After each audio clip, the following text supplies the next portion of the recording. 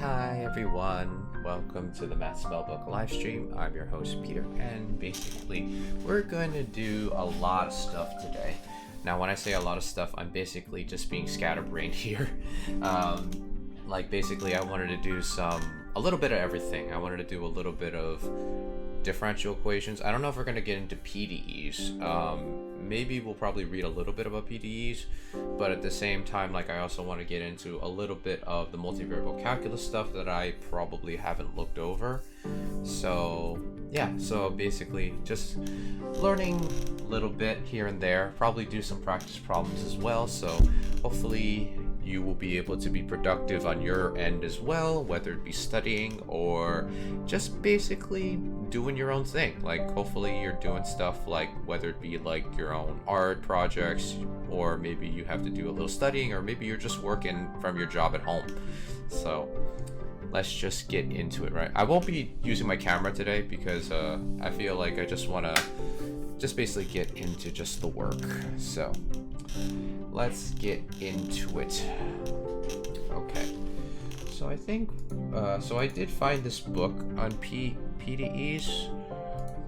I heard this I watched a YouTube video with Mathematical Toolbox, and he basically showed this book on PDEs, and he basically said that this book you probably would need multivariable calculus and linear algebra.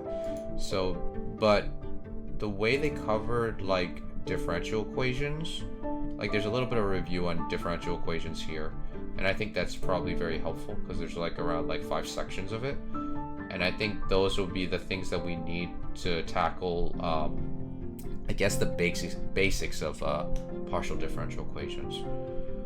So I think we can start the study timer, and hopefully you guys are having a good start to your week. It is Monday after all. So I already read this section. I just want to do the problems.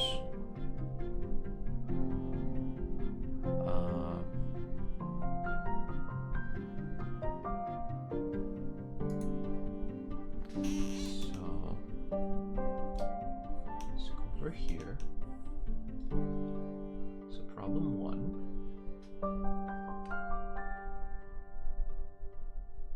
Because in the first part we have separable and I think the integrating factor. So I think these I've done these a lot, these problems in differential equations, so I'm kind of used to this routine.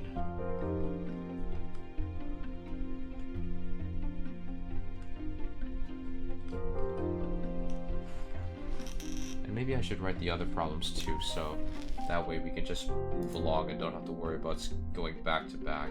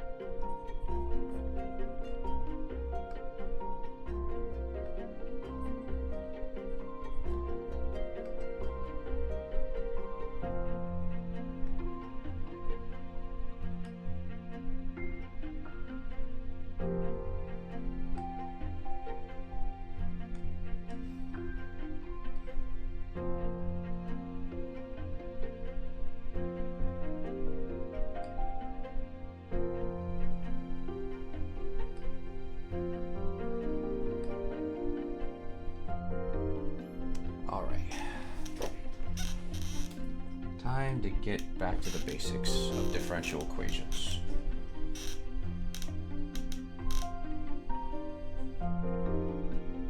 So, we'll divide this side, then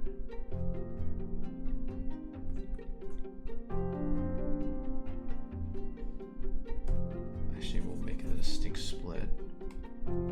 So dy dx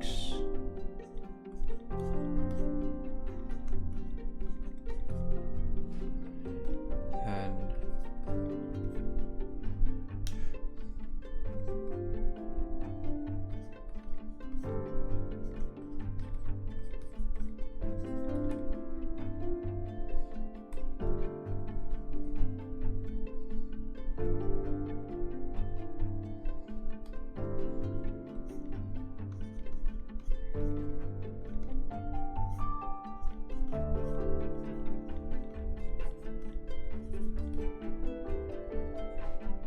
this one.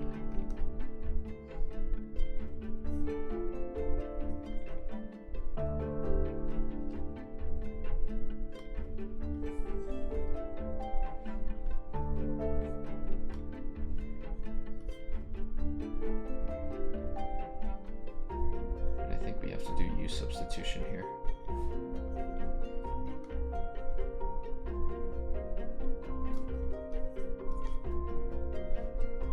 Meaning that dx is equal to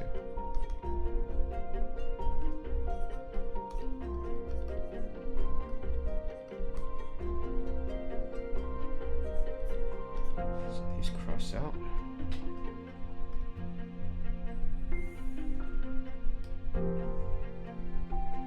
We're left with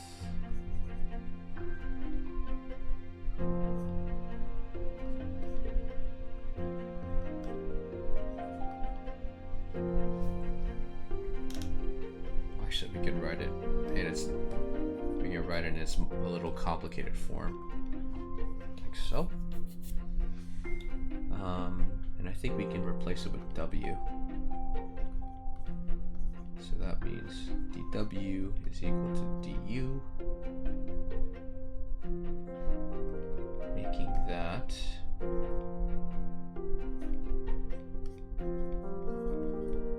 W. Then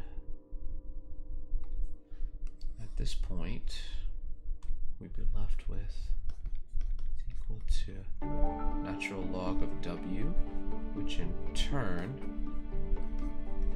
turns that into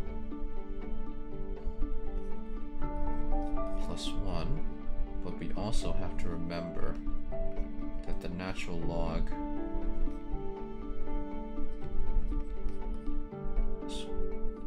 and then plus C. Then to E.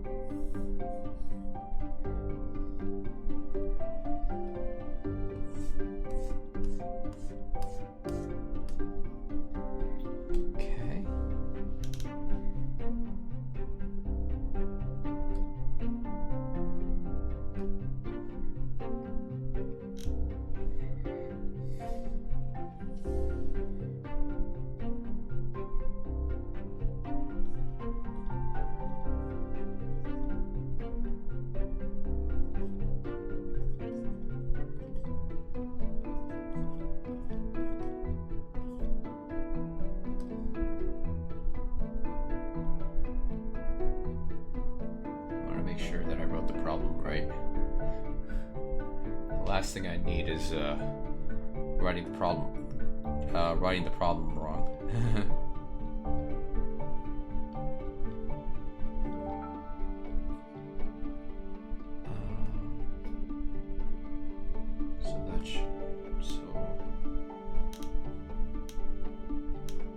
This should be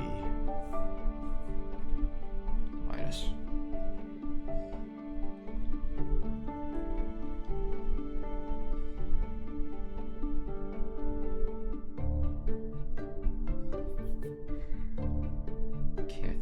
Do the integrating factor.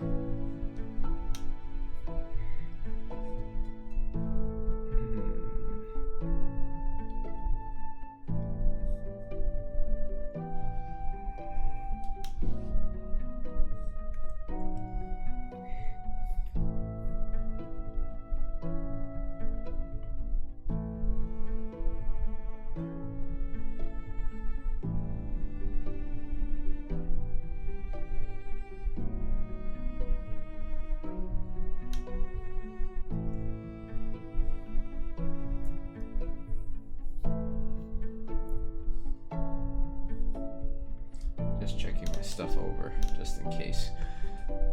Usually, like when I'm working on math, sometimes I forget to check my work, so it's better to check.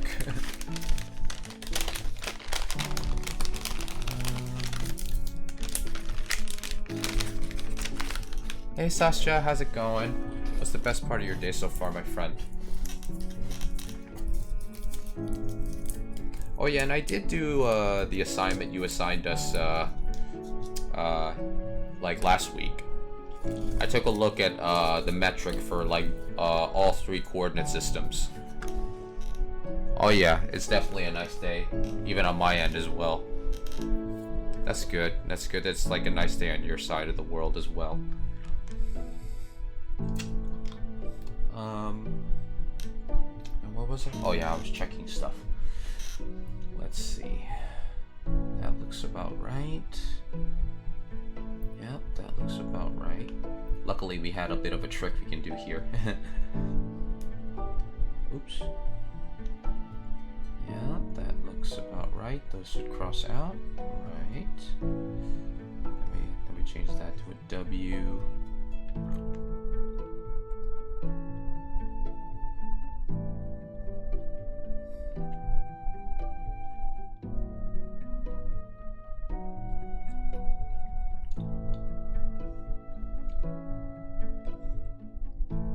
Yep, that looks about right. Okay, next problem.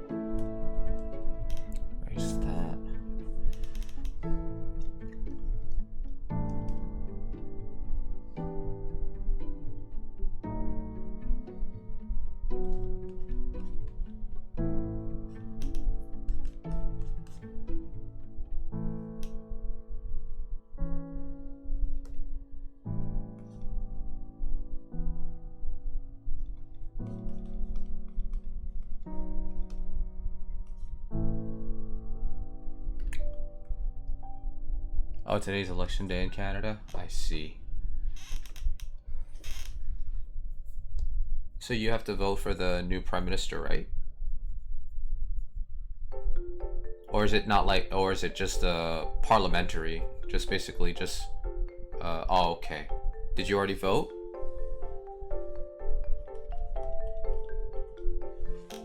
Okay.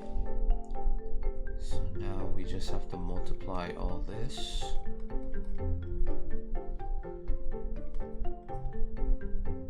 So those two, so we're left with this.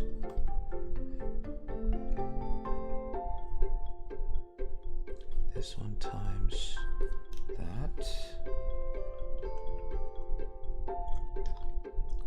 Carry this down here. And then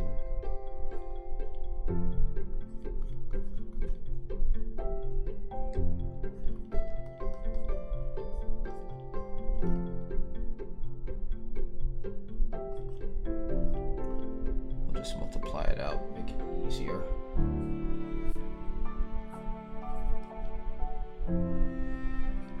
So we get this side we get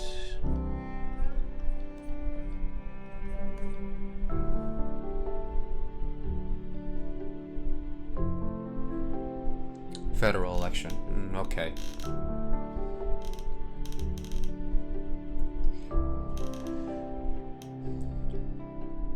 So you guys do your elections like literally during the summer, I mean the springtime? That's interesting.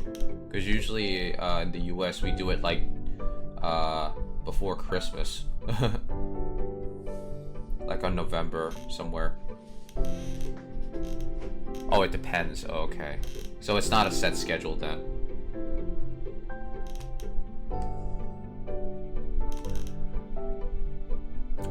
When the elections are called on.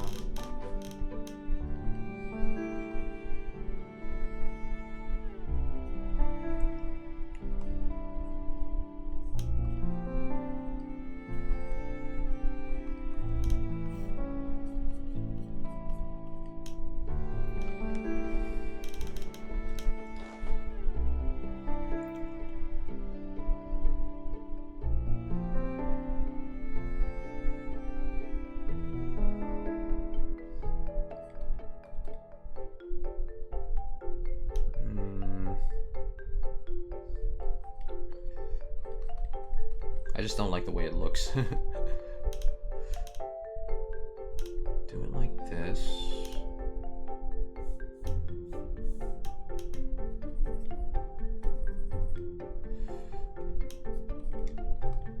Then we'll put in parentheses here.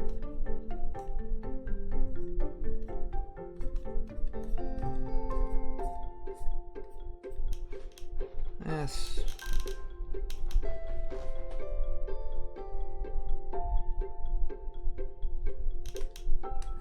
Check over our work just in case. Divide that. Hold on, let me just check if the problem is written correctly. Yeah, I think that's written right. 2y, yeah, that's how it is. That looks about right. That looks, yep, that looks right. Usually elections are every 4 years, but sometimes a term can be much shorter. Ah, I see. Makes sense. Makes sense.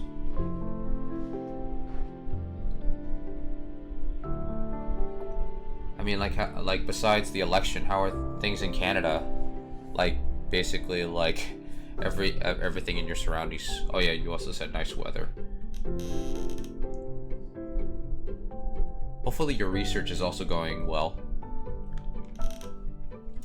Yeah, last night I took a look at the metrics for from polar to Cartesian, then from spherical to Cartesian, and from cylindrical to Cartesian. It was a pretty interesting exercise.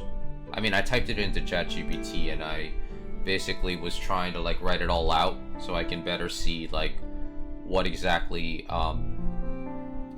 the metric entailed, and then when I was writing out in the line element of it, I would have to say yes and no. I did understand that basically it's taking the partial derivative of each piece, and then basically putting it into turning it into a matrix and thus making the tensor. And I know that's supposed to be the, I guess, the quote-unquote basis.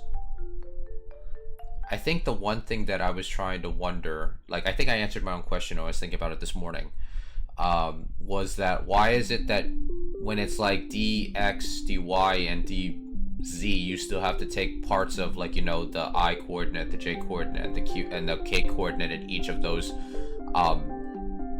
different rate of change, or different derivatives, as it were.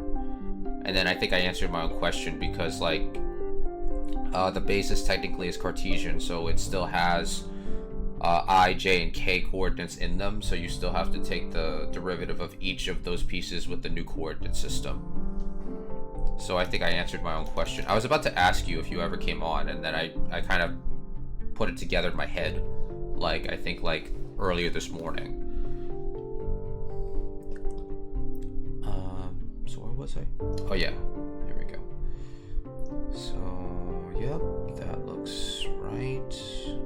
That looks right. Yeah, because this also cancels. So go down here.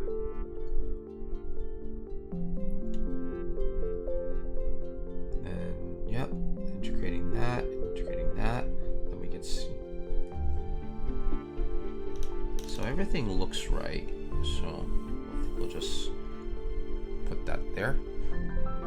I mean, I don't know if that's truly understanding the concept, but I guess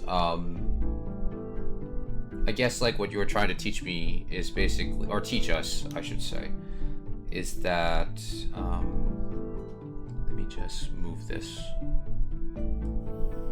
over here. Oops.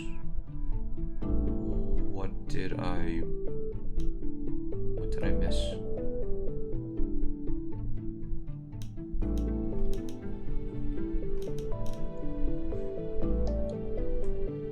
Let's move this over here. What am I missing in this problem? 5 and x. Okay.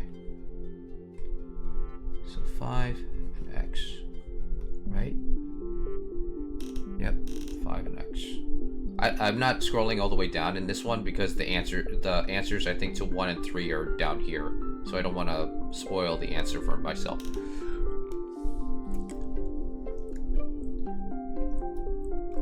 So like I think the overall point I got from like I guess the assignment you assigned for all of us to do on stream was to basically see the rate of change as the partial derivative within like the changes of the old coordinate system.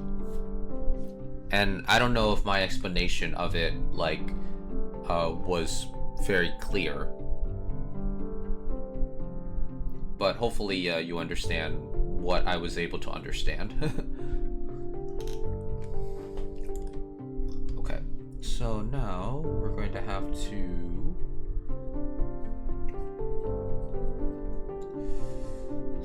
you will have to be reduced to 1. Then we divide that by 3.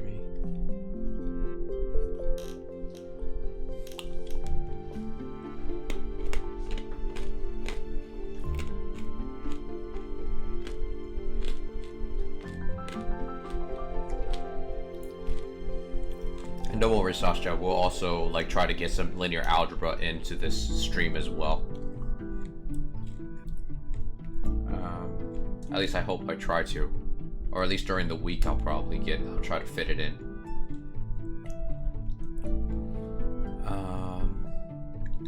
So integrating factor in this case 2 over x, thus leading us to -2.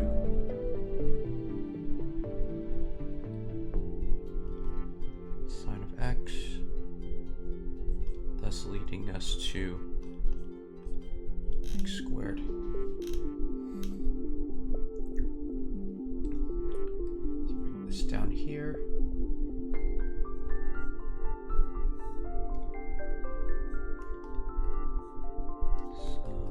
Squared, and then 2. Oh, whoops. That's not what I meant to do. So in this case, square, and then we have 3, thus x. Okie dokie. So dy dx equals, oops, erase that, y over x squared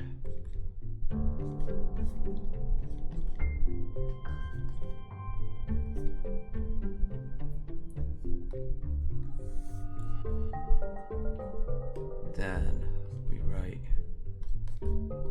squared here, and now we're going to have to do tabular. 1 minus and 0, and then obviously on this side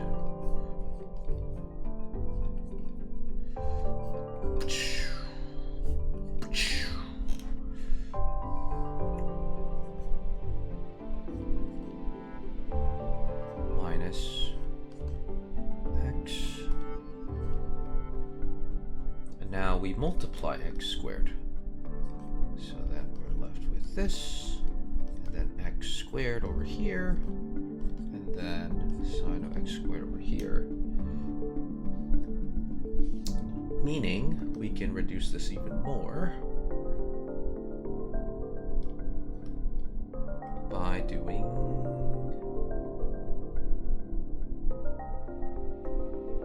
so we can take the x squared out, thus leading if x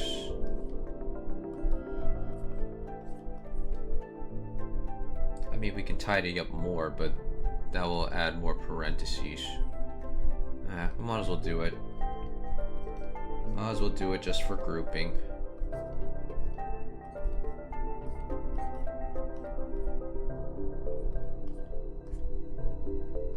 And thus, y is equal to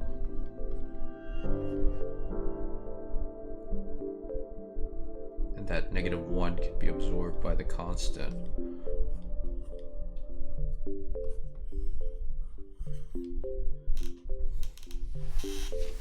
Okay. So I think they only have the odd numbered problems here, so I think number 3 and number 1. So yep, number 3 looks right. And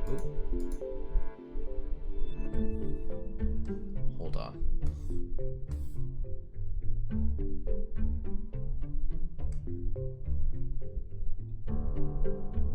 Oh, oops.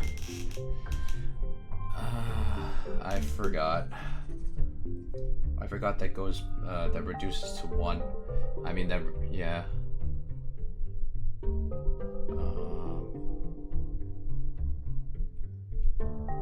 I got so caught up with the C that I forgot that, this actually goes away. And I did this problem before, and I was like, I was hoping not to make that mistake again, but I did it. I did it again.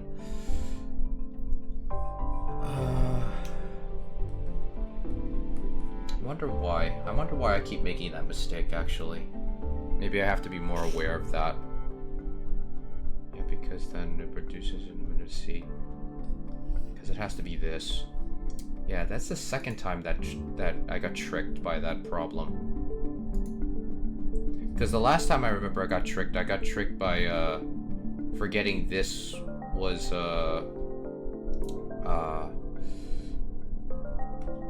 I got tricked because I forgot that this was supposed to the u was supposed to represent x squared.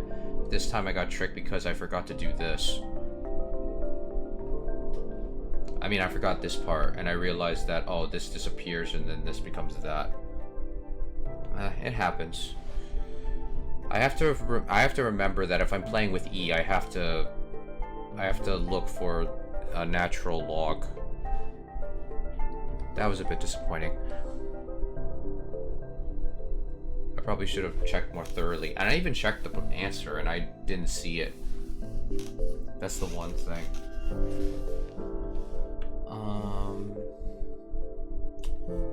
So for this part, oh cool, I can move it down. Now I understand this part. This part was simple.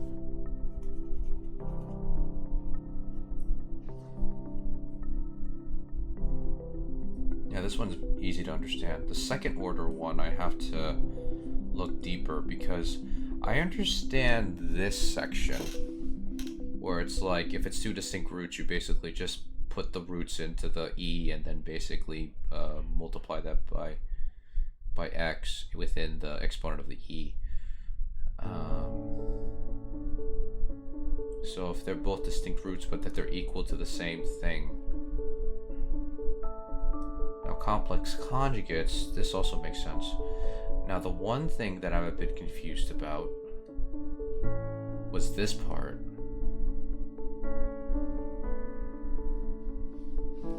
Let's see. Okay, the remark says, when S1 is equal to negative 2S, which is equal to S naught real, the general solution, the equation can also be written as C1 times y1x, C2 plus y2x, where y1x and y2x are any two of the functions. Let's see. Cos, sin.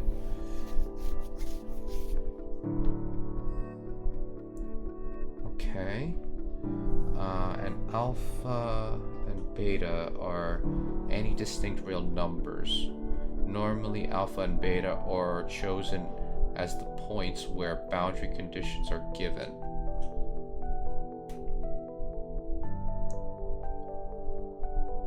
Are chosen as the points where the boundary conditions are given. This can be generalized to the case of any two distinct roots, S1 and S2, where the direct computation shows that y1 and y2 can be any of the two functions.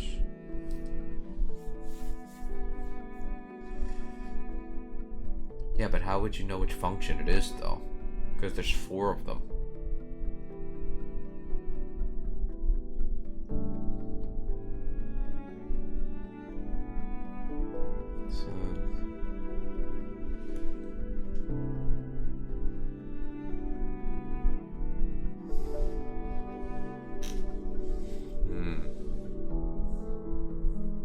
Do you have to pick them, or is it like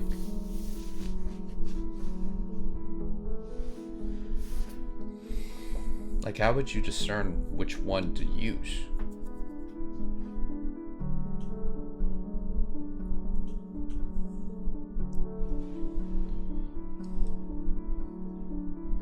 Let's see. What is the example?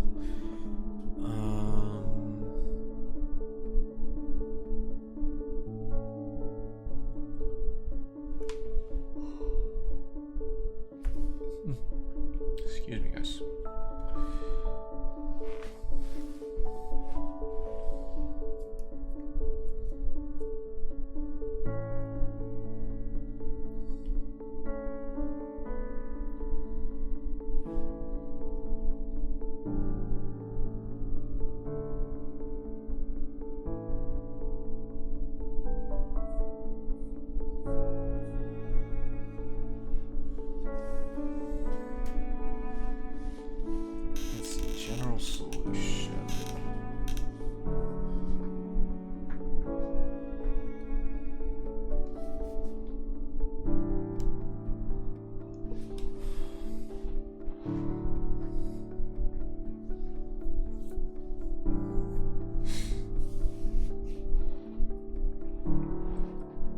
Since the characteristic equation are so equals negative 2, according to the remarkers, we have a derivative expression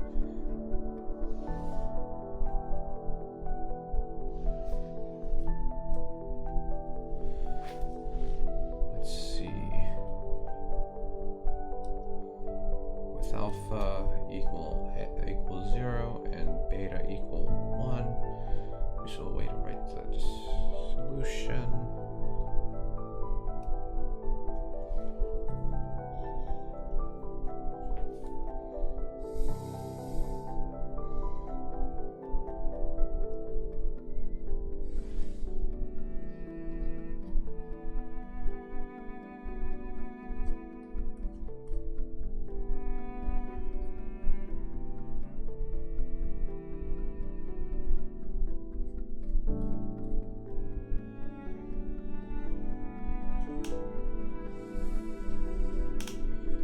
Just wondering how they put these together.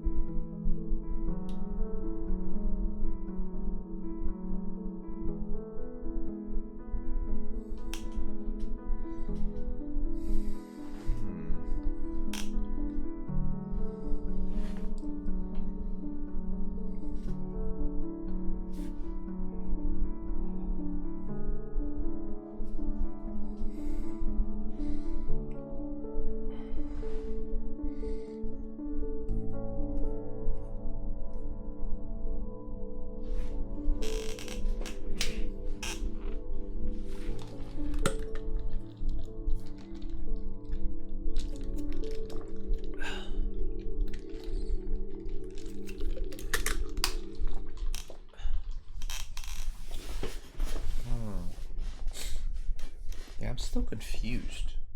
Like, how do you know when to use sine and cos? Cos and sin.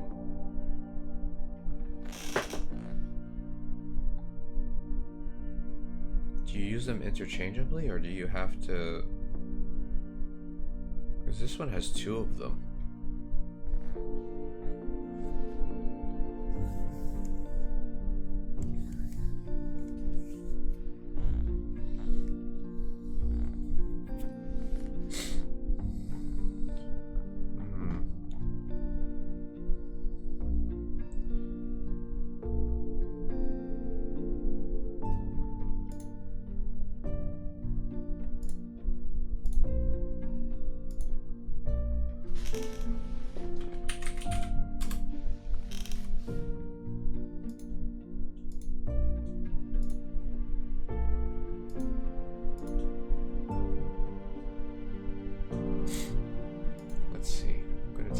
ChatGPT.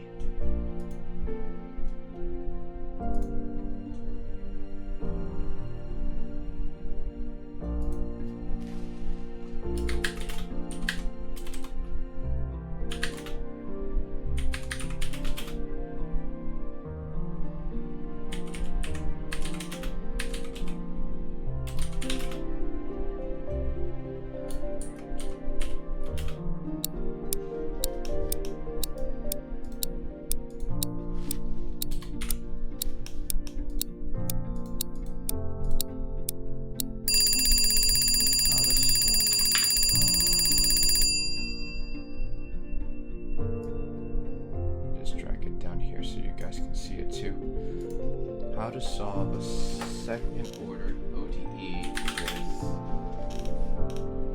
what do they call this thing?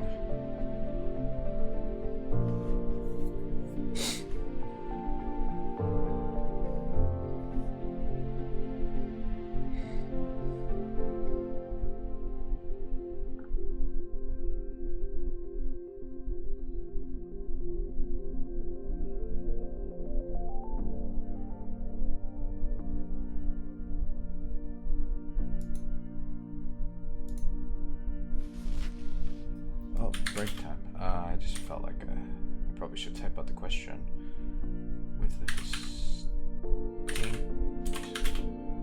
roots.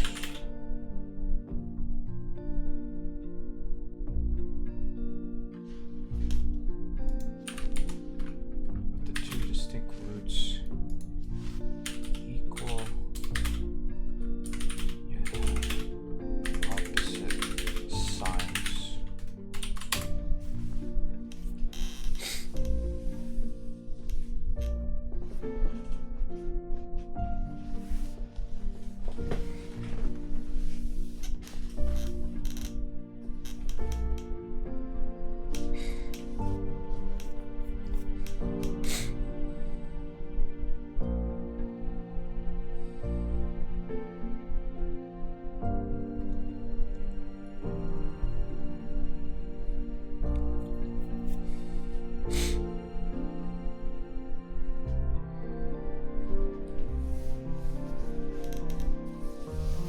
Alternative form is naturally combined hyperbolic sine cosine written.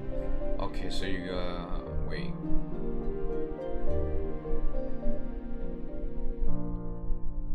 The question is, how would you know which one to use? That's the one thing that I'm confused.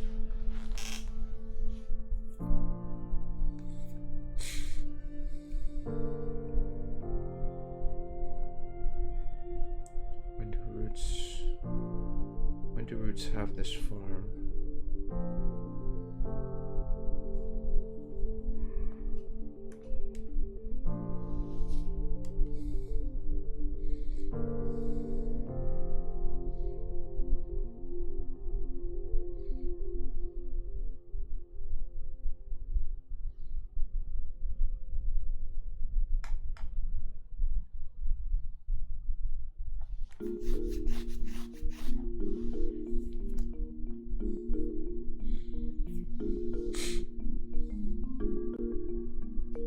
This one's negatives, e to the negative power or negative alpha x, and this one is e to the positive alpha x.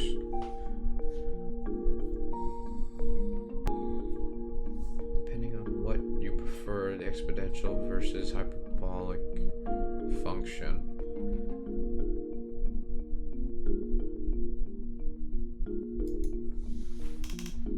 Well, before we actually continue on with that, I think we should actually try to take a break.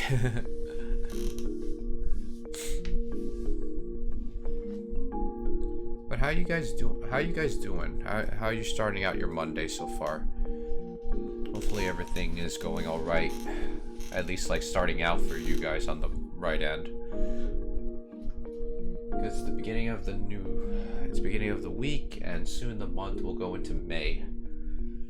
We have like how many more days until May? 2 more, like, well, counting this one, 3 more days. By the time it's May, it's gonna actually feel like legit like spring. It's actually gonna feel as if it's gonna be.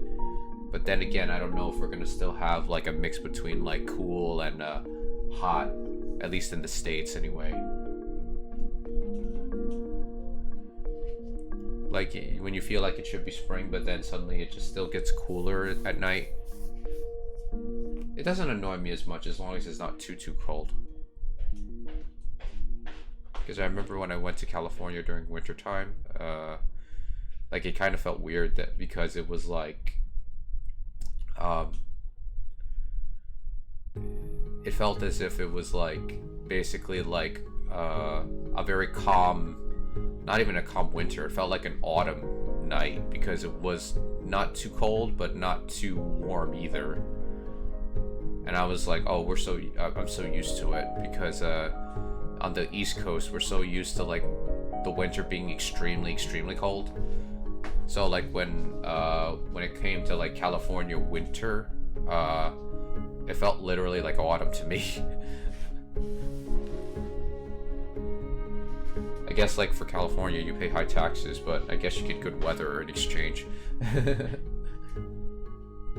But not to mention you also get earthquakes there too.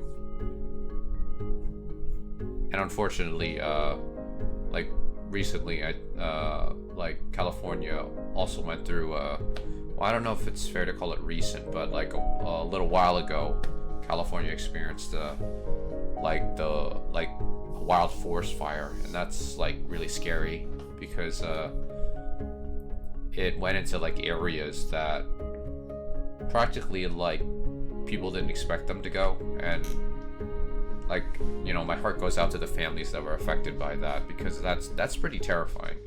And I think here in Jersey we also experienced a forest fire, and it's crazy because like, hey, welcome back, Sascha. I didn't even know you were gone. I guess you were probably busy like doing your research too, huh? Actually, how's that going, by the way? Because I think you're almost done, right? Because like by May you should have your master thesis already done, right? Oh, you were cooking. Okay, that's fine. At least you're being productive. Gotta eat. Yep. Person's gotta eat. Yeah, you didn't miss much. I was basically just trying to look up how to solve a second order differential equation with the distinctive roots just being opposite sides of each other. I'm just trying to figure out when you use the hyperbolic cosine and the hyperbolic sine within the expression. That's what I was trying to figure out while I was studying.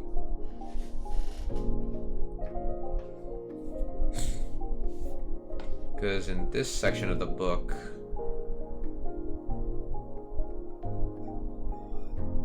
it's like they do explain it, but they don't really go into too much details. Yeah, I'm doing my last chapter. I'm in an analysis heavy part. So is this like the final part of the proof that you're making for your thesis? I'm guessing that's why like the last chapter is like very heavy. I'm guessing. You have to like write everything very eloquently, yet rigorously. Gotcha. How long is the paper?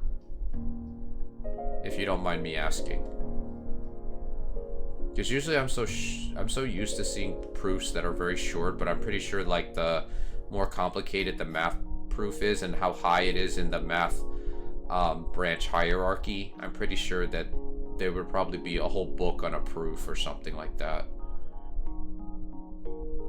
Although I don't know, I think like the length of the amount, I think the length of the proof that was for the Riemann hypothesis, no, not the Riemann hypothesis, what am I talking about? Fermat's last theorem, I think that was like around like over 500 pages. Well, about 60 pages for the theorem alone. Okay. 60 pages is probably like, if it was 20 pages per chapter, that would already be like 3 chapters. But if it's like 25 pages per chapter, then...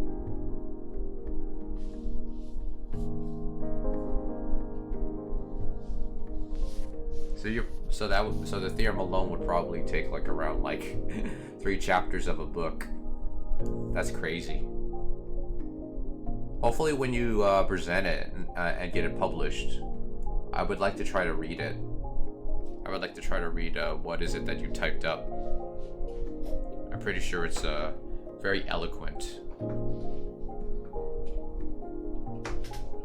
Fermat's last theorem is quite an indirect proof. Oh, how so? Was it like, wait, what does it mean by an indirect proof? If you don't mind me asking. They had to prove the modularity theorem. Oh. Okay. I don't know what that is, but if you had to prove a theorem within, I guess within a math proof, I guess it must have been like it required a lot of parts to it. I'm pretty sure like every paper that's about the Millennium Problems will probably be like, when I say paper, I mean like, I'm pretty sure that any proof involved with the Millennium Problems, they're probably going to be like silly, stupid long. It's like, for many years we tried this technique, but this technique didn't work. Oh, we tried this technique, it didn't work either.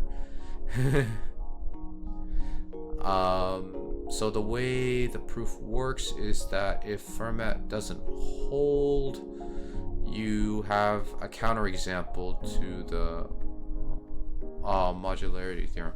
Oh, okay, I see. And what is the modularity theorem? Does it have anything to do with modular arithmetic? I'm guessing. So if you prove the modularity theorem, there is no counterexample, so Fermat holds. Oh, okay.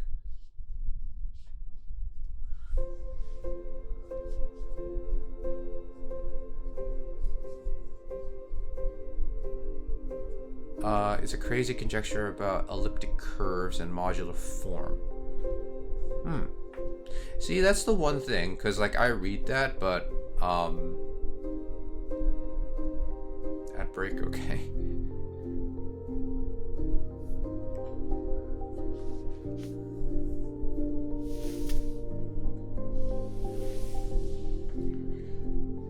But that's crazy. That's crazy.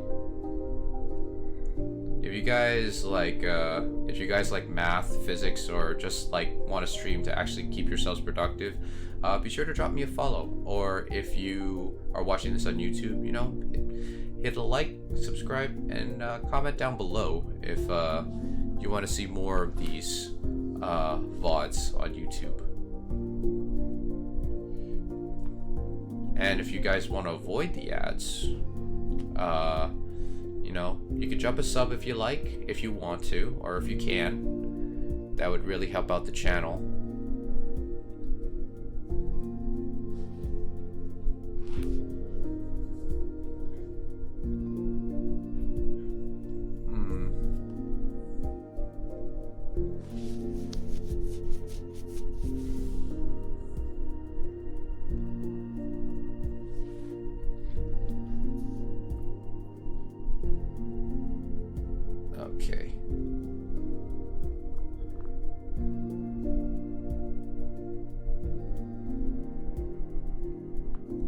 Guess the ads are like finished by now.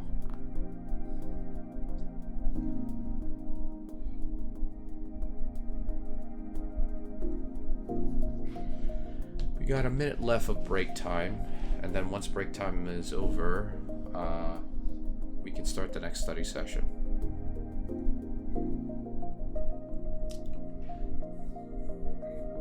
But yeah, hopefully we can figure out what this part is, because I'm still confused on how you actually get the, actually it's funny because I haven't even worked with hyperbolic trig functions. I think it's because it was probably like more extra and I didn't get to learn them like I think in pre-calc. I probably should have learned them a little bit.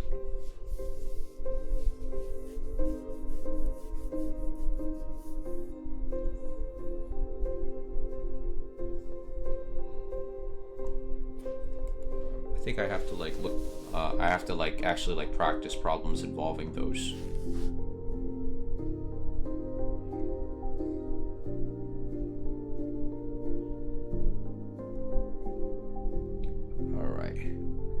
So before we continue on, I will just be right back. Just give you a second, guys.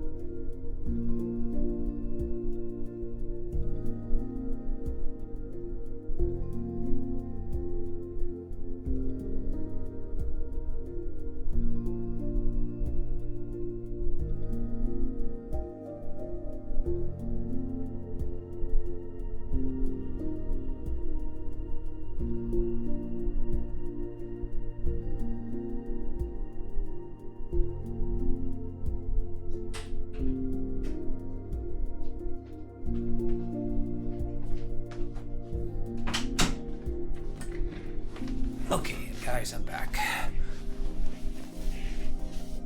Well, hello, Dr. L. How are you doing today? What's the best part of your day so far? Oh, you typed, did you type up more stuff? Sasha, let's see. What is funny is that people who proved the Fermat-Last theorem didn't really care about it. They were more interested in the modulus theorem itself. Oh, okay. At least that was Jean-Pierre's serious opinion. Oh, okay. I'm going through Gilbert Strang's calculus book available on MIT OpenCourseWare. I'm on one section away from finally learning hyperbolic sine and cosine. Oh, okay. Interesting. Yeah, I never got to learn those equations, or those that particular section of math. I think you're supposed to learn them in pre-calc.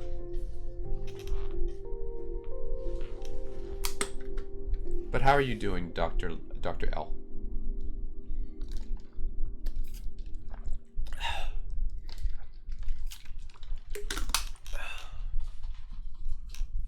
Sorry, I was just drinking a little water. Okay. Best part of my day, easy to stream.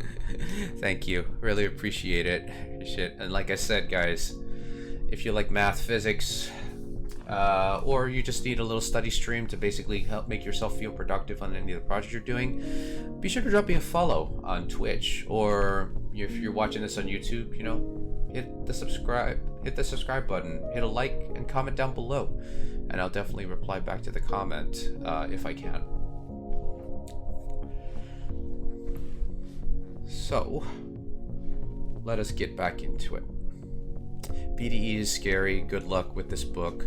Yeah, I mean, like, we didn't even cover PDEs yet. I'm just basically just going through the review on ordinary differential equations, because I feel like once I get through this section, I'll be like, okay, I know at least what the book wants me to know about ODE so I can then start trying to learn the PDEs.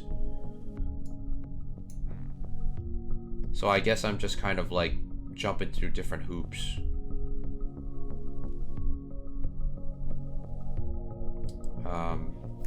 Because I'm trusting the book is trying to teach me the stuff that I need to know. And then once I learn those, then I can actually learn a little bit about the newer stuff. When I say newer stuff, I mean the actual stuff that I don't know. Because like with PDEs, I don't have a clue about like what exactly is it that they expect me to actually, the mindset of PDEs. I think with ODEs, it's like pretty straightforward. And I forgot to put the study timer on. Silly me. Silly me. Okay, so where is it? Oh, here we go, ChatGPT. So Sasha, if you're still in the chat, maybe you can help me with this a little bit, because I'm trying to figure out exactly when they use like the hyperbolic sine function and when did they use the cosine, the hyperbolic sine function. Because I'm looking through these examples here. Because this one uses both, but this next one uses just one of them. This is mostly a taste in notation.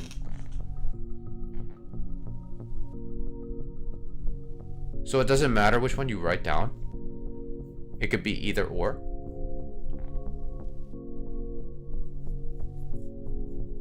Is that what you're saying?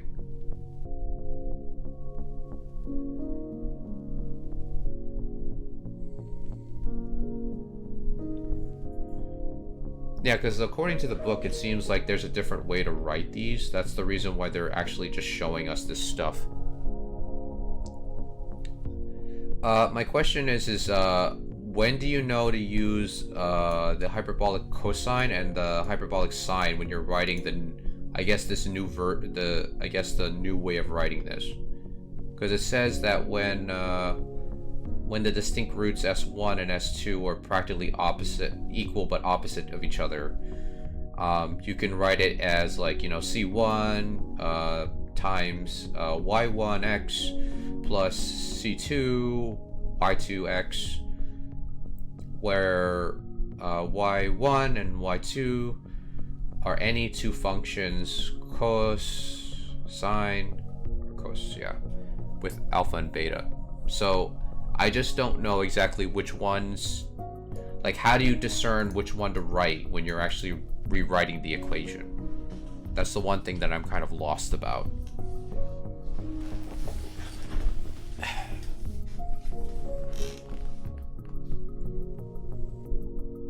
Hopefully that question is a little bit clearer because I probably didn't ask the question clearly last time. Because I'm trying to find the pattern that discerns these two. Because this one's negative, this one's positive 2x, and this one's a negative 2x. Let's see, since the characteristics of the roots, according to the remark on, okay, 1.4, we have an alternative expression in terms of the hyperbolic function. So you mean when we write the hyperbolic trig function instead of the exponential function? Yes, that's what I mean. Because it's like when I look at this, I wonder how do they know to use sine here, and how did they know to use cos in this one? And then when I look at the second example, it seems that they have the same sine. They have hyperbolic sine here, but no cosine. Oh, there's no difference. Oh, okay. So you can write any of them then. Does it matter about, like, you know, the alpha and betas? Because I noticed that one has like x minus beta, and one says x minus alpha. Is there no difference there either, or does that matter?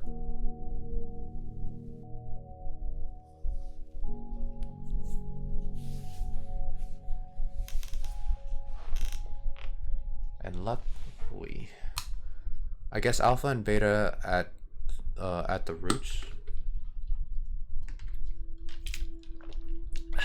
Well, let's take a look. Because I know you use alpha and beta when it's complex roots.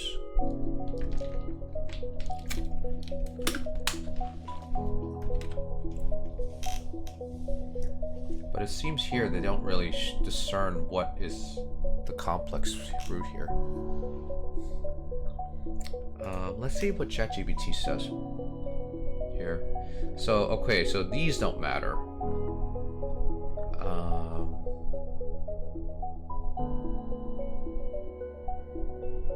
I guess we'll,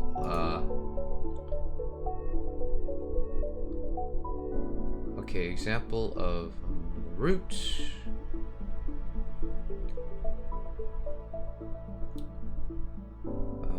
Okay, so now we have some actual problems to work with. Okay, pull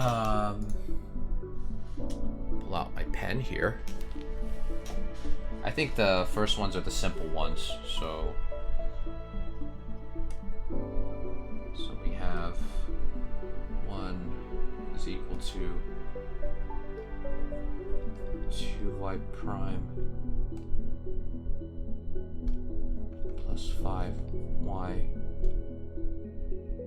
equals 0. I think we can just write these both down because I think they use the same technique as the first part. So 3 prime y prime 2y 0.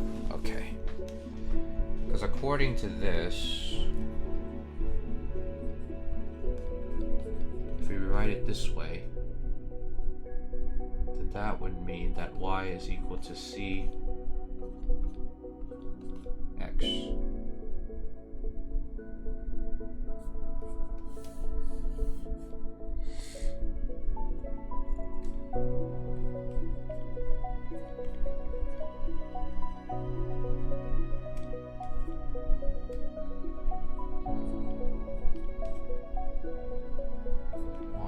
Is equal to C.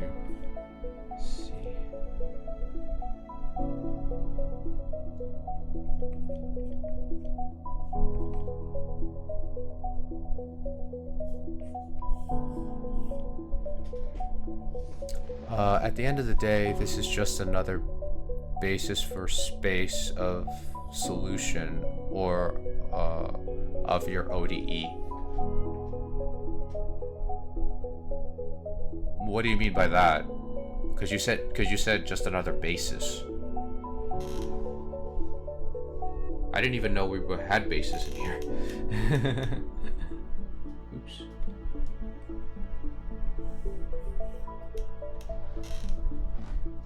Alright, let me see if the technique is correct. Is this one plus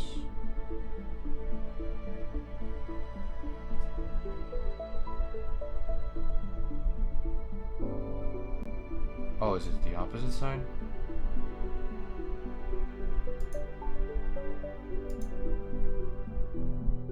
So this one's plus, so that means, oh, we have to do it opposite?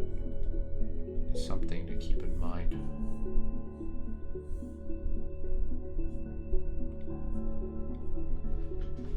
So, let's see, x plus 1. Whose root is negative a. Oh, okay. So it's supposed to be s in this case. So if we have positive, this one, so it has to be negative. And this negative is positive. Okay. The solution to a homogeneous linear ODE form of vector space. Oh, interesting. Nice. Sasha actually gave us a connection there. So there's a connection. There's a connection between ODEs and linear algebra. I did not know that. That's really, really informative. Thank you, Sasha. If you guys want to take a note of that, write down in your notes. Write down your notes. Okay. Oh, we have to go back down here. Oh, went too far, I don't want to see the answers. I don't want to be tempted. Okay. So, y double prime minus 4 prime plus 3y equals 0. I think we can write number 4, just so we can cover our bases. And I think we should pull our problem a little bit over here so you guys can see it better. Okay, number 4, oops, 2 double prime minus 5 prime, y prime plus 2y equals 0, right? Yeah, okay. The degree of the ODE gives you the dimensions of the space of the solution. Oh, okay. So that means that the span of the vector space that is within that linear, the linear ODE, that means that it would take like two vectors. Oh, another ad break. Okay, so according to this,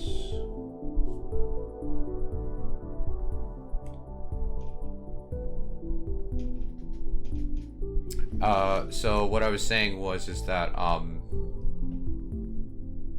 basically the span of that vector space that we were discussing involving, the linear homogeneous ODE,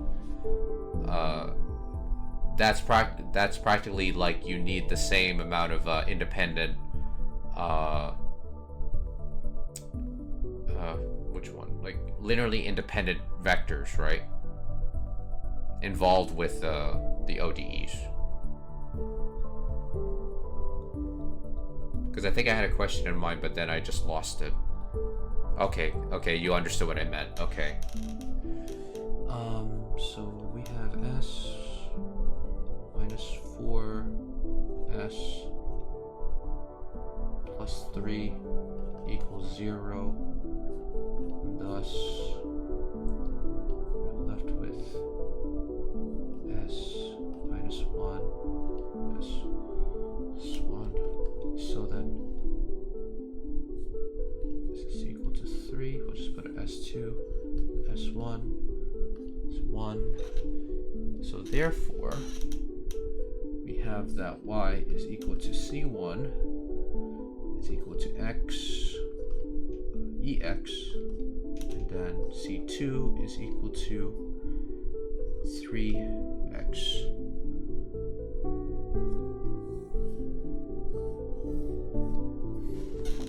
Hopefully I got that right. Because I did that based off memory, like what we read. So hopefully that is correct. Next one. Alright, so we got 2s squared minus 5x s plus 2 equals... Okay.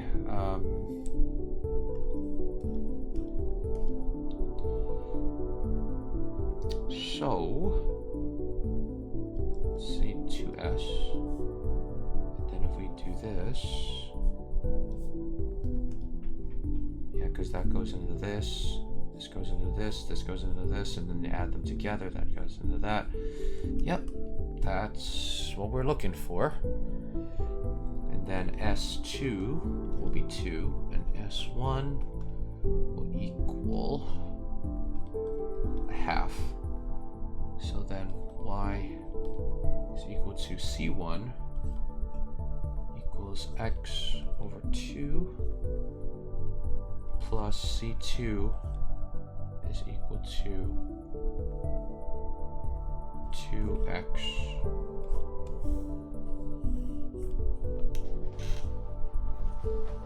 Okay, we're making good progress, I think. Hopefully I'm answering these right.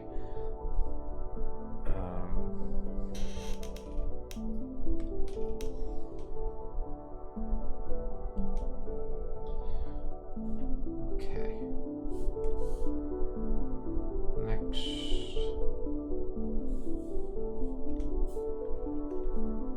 Let's see, 4x double prime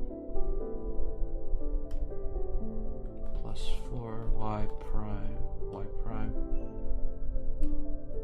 plus y, and then 6, that is y double prime minus 6 y prime plus 9y, yeah. Okay.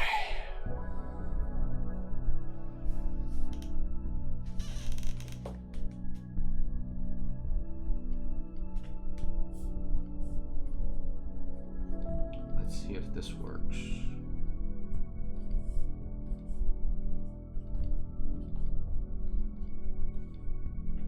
Because then this goes into this, that makes 4.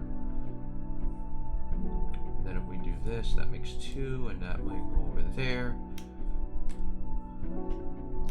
So yeah, I think they both equal, so this one should equal, they both equal -1/2.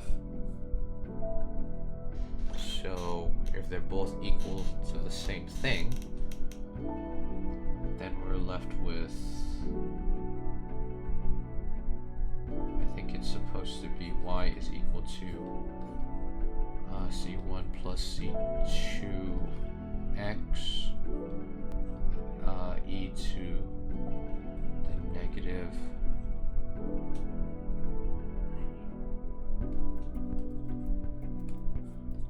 I think that's the answer to that.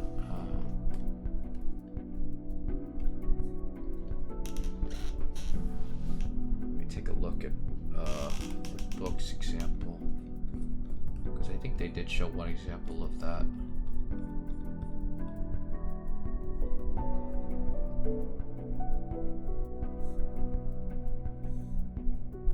Yep. This is the way they presented it.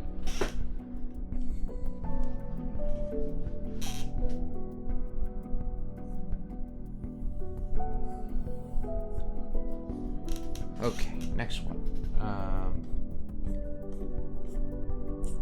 So it looks like we're having -3s here, meaning that s is going to be equal to 3. Thus, I like how straightforward these problems are. I'm trying my best not to get too cocky with them, because I could trick myself. Oops. Sorry guys, I didn't realize I was writing and you guys couldn't see that one. Okay, next we're doing 7 and 8. So 7, go back to the problem set. Oh, don't want to go too far. Don't want to be caught accidentally cheating.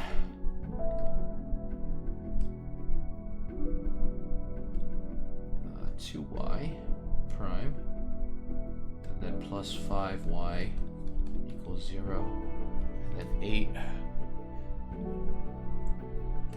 that is y double prime plus, oh no, that's a minus,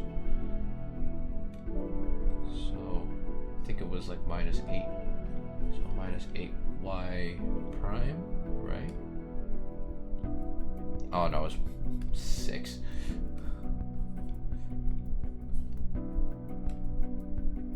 And then plus 13y. Right? Yeah. Okay.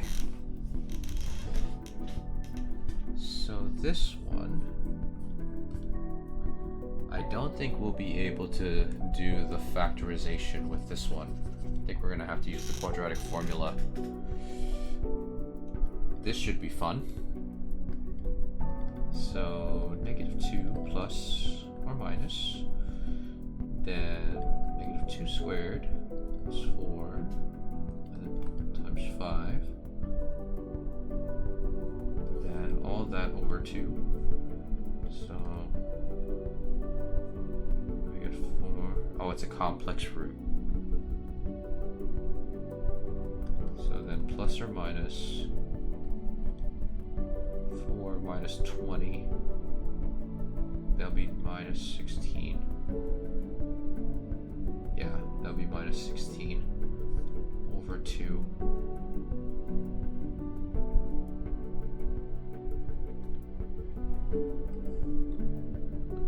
Meaning that we're going to get -2 plus or minus I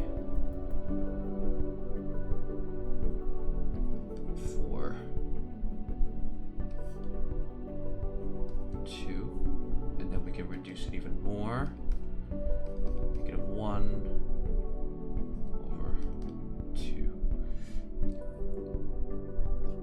Okay.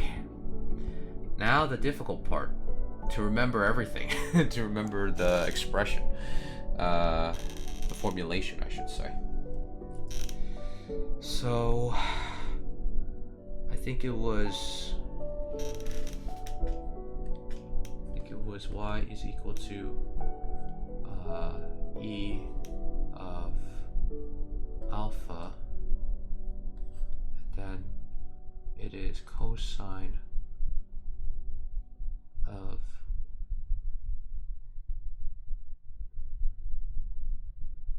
I think it was cosine of beta.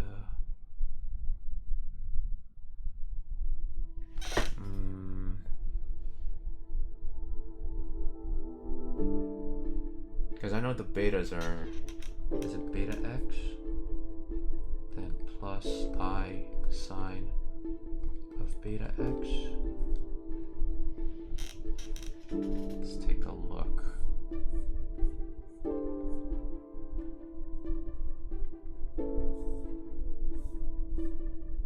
Yeah, that's how they wrote it. Oh, we forgot the constants.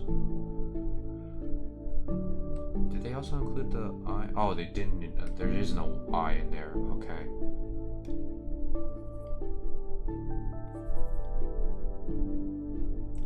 Well, at least I remembered a good portion of it, though.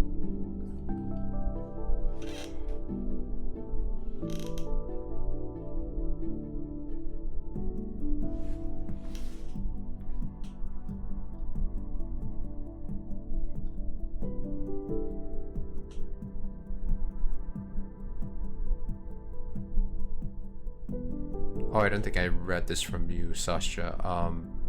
Usually any ODE can be reduced to a system of first order ODEs. In the case of linear system of ODEs, we can compute the exponential of some matrix to get the set of solutions. Oh, okay. That's interesting to know.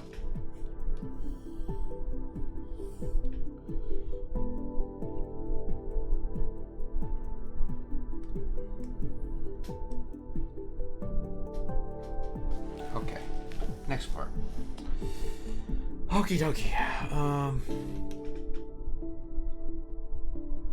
So S is equal to 6 plus or minus 36 minus 4 times 13. And divided that by 2.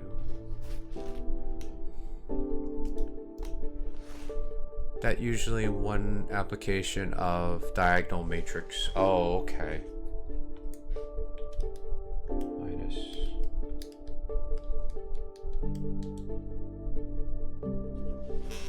So this one results in another negative 16.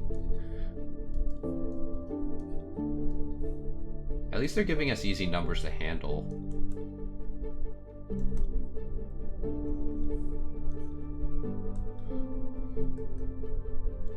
3 plus or minus 2i. I can teach you that this summer if you want. Oh, absolutely. Absolutely. I would like to learn it. Actually, the thing of it is that my study, like, the topics I study are just so unstructured. You might have to straighten me out. Because sometimes I study differential equations, sometimes I study multivariable calculus, sometimes I study a little bit of linear algebra, sometimes I study physics. My study habits are, like, going all over the place. I know I have to go in I probably should go in a linear route, but at the same time I'm like, I just want to know the connection between all of the maths, okay? Like...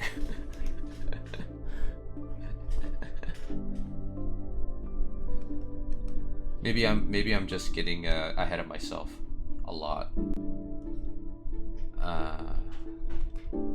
X and C1 cosine 2x plus cosine 2. Yeah, I actually like this this Blackboard browser program. It's a lot smoother. My writing doesn't look as scratched. I was planning to teach you linear algebra and analysis at least for 1 month. Do you think I can learn it all in 1 month? I don't know. I think it would take me much longer to learn all that. I mean, I do know a little bit of linear algebra, but I don't know anything about proofs in linear algebra. That's the one thing. And I know I have to learn proof techniques if I want to be better equipped for, like, doing things in theoretical physics. Or at least tackling some of the basic stuff.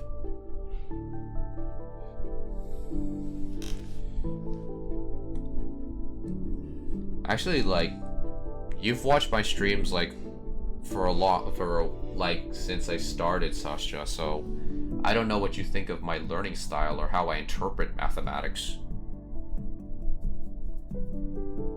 Because I know, like, I know I don't have the same intuition as, say, like, someone who's an undergrad in mathematics.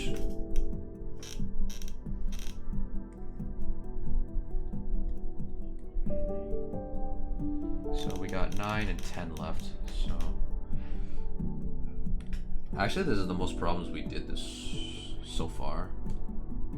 Which I'm pretty happy about, actually. Because it makes me feel like I'm actually practicing a lot. Maybe the first 2 months, I don't know. Yeah, because, like, the thing of it is that... First thing... I would probably, like, if you were to teach me, I probably would have to read all the stuff in advance. Like, I would probably have to, like, get a list of things that you plan to teach me, like, probably during the first week. And then, I would probably, like, have to actually practice some problems, like, afterwards. But that would be a pretty good learning experience. But then again, I also haven't gone through, like, an intro to proof course, which I probably should do.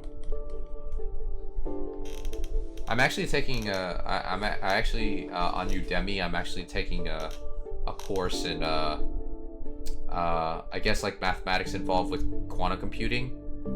They're teaching you, like, linear algebra in the beginning. We learn things about ket and vector spaces and span and the dimensions of a vector space.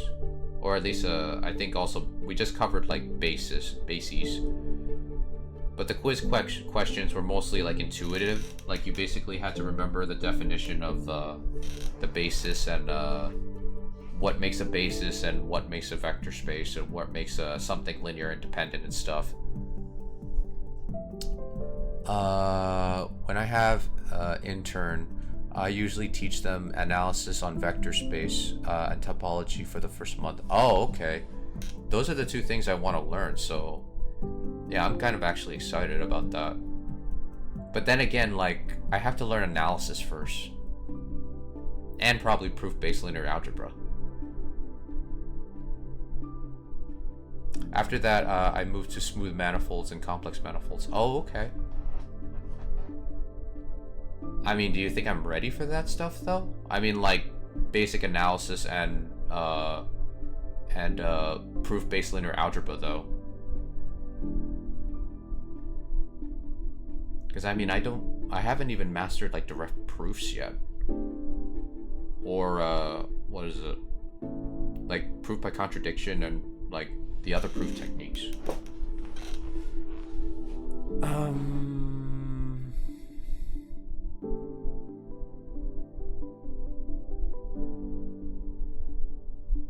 Yeah, so I think these you have to employ this other technique. Yeah, we can probably not do that this summer, but I'm sure you can do the analysis and linear algebra part. Oh, you're talking about like proof on complex and smooth manifolds? Is that what you're talking about, Sascha?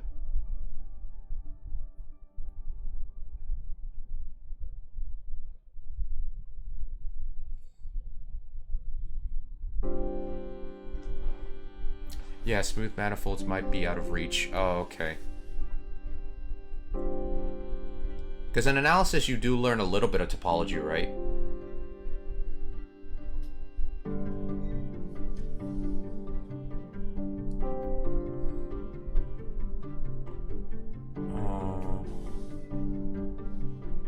Gotcha. I mean, that sounds exciting. I mean, is there anything I should study beforehand before you actually start teaching me during the summer?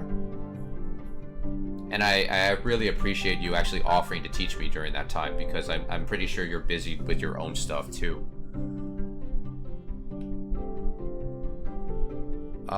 We can still do embedding surface on R3. That sounds pretty interesting.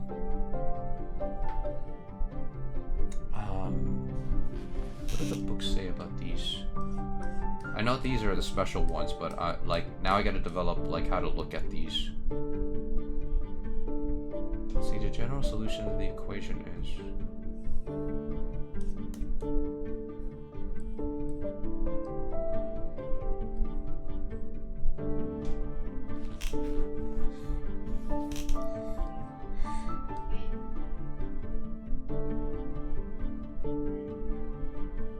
Yeah, the thing about that's confusing about like these last problems is that they first teach you like it's sort of like this, but like they don't let you know what y and y1 and y2 are, but they say that it could be these.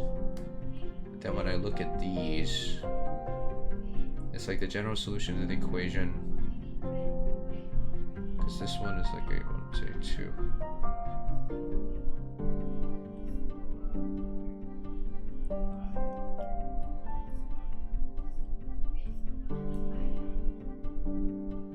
Let's see, when y is equal to 0 and y is equal to 1. I think if you keep doing the proof book you were doing last time, that would be great. Okay. So let's see. May's gonna be next month, so yeah, I'll probably start trying to do the proof book like during probably like the last portions of this month, and probably try to get it done by June. I'll probably try to get most of the stuff done in June then. If that's the case, because you said you were, I thank you very much for offering to teach me during the summer. I really appreciate that. Especially about these complex the complex proof techniques. Because I thought I wasn't, because like for me, I always feel like Sascha, what makes you want to teach me? Like out of all people, because I'm pretty sure there are more people more brilliant than me that you can teach this stuff to.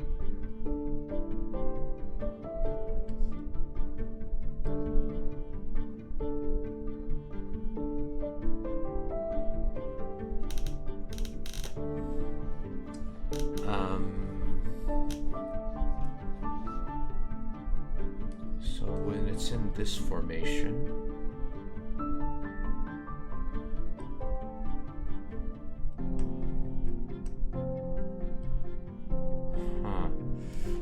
For embedded surface in R3, there's a lot of fun stuff. We can talk about Gauss curvature and geodesics. Oh yeah, I've heard of geodesics. I don't know what oh no, Gaussian curvature. That's basically when you that's basically when it's a sphere, you can basically measure a triangle being more than 180 degrees, right? And then if it's a saddle, it's less than 180 degrees. And then when it's Euclidean space, it basically is 180 degrees in total, what we're used to in geometry. At least that's what I've seen covered in Numberphile. I remember a lot of like mathematical ideas from like Numberphile or some other, or Veritasium.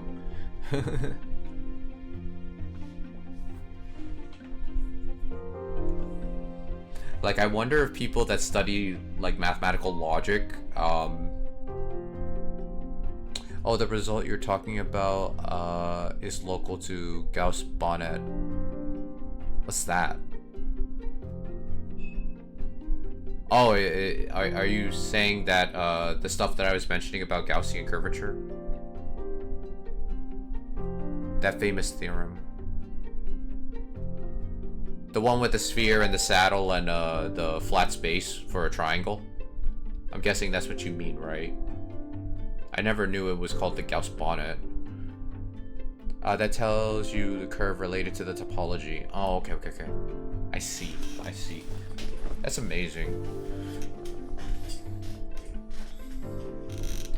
What's even crazier is that physicists like look at these like mathematical ideas and then suddenly like they're like, wait, this relates to this part of physics, or this relates to this part of physics, and I'm like, how do mathematicians like have like the right pattern finding devices that somehow physicists need at that time? It's just so bizarre to me.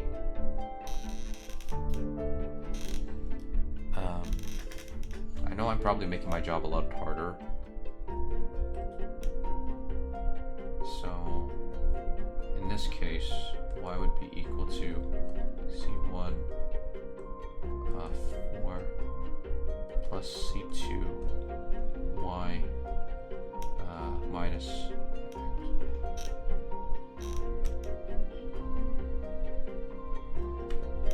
Now, is there a special way for me to write this?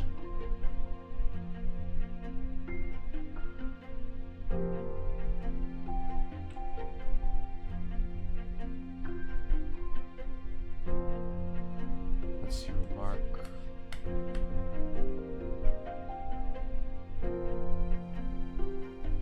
Where is it?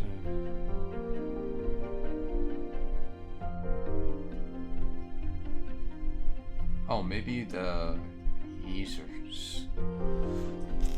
the e's here. Let's see. S plus 1, so...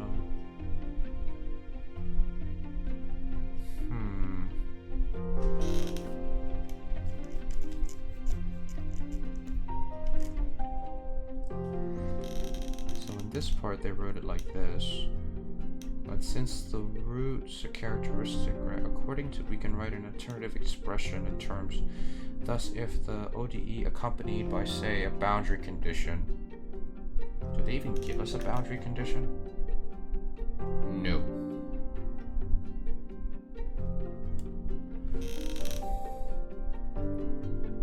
Do we have to actually figure out what the boundary condition is? Or can we just leave it like this?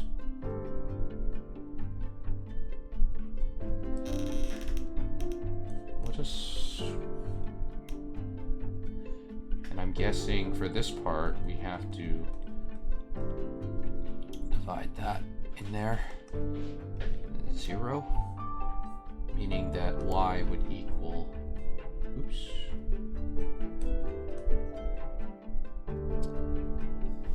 That's funny you're talking about physicists and I'm watching a lecture by Simon Donaldson, a very famous mathematician during COVID, and Edward Witten was in the Zoom. I mean, what is your opinion of like of Ed Witten, Sascha? Because I mean, like, he did win a Fields Medal, and he's supposed to be a theoretical. Well, yeah, he is a theoretical physicist. For a minute, because like there's like there's like many different titles for physicists. There's a mathematical physicist and a theoretical physicist. Actually, I don't even know if there's... I know there's a difference between the two. The thing of it is that I guess that difference is kind of muddled sometimes because they can work on the same type of problems. I think it's like 3. And then plus 2. Negative.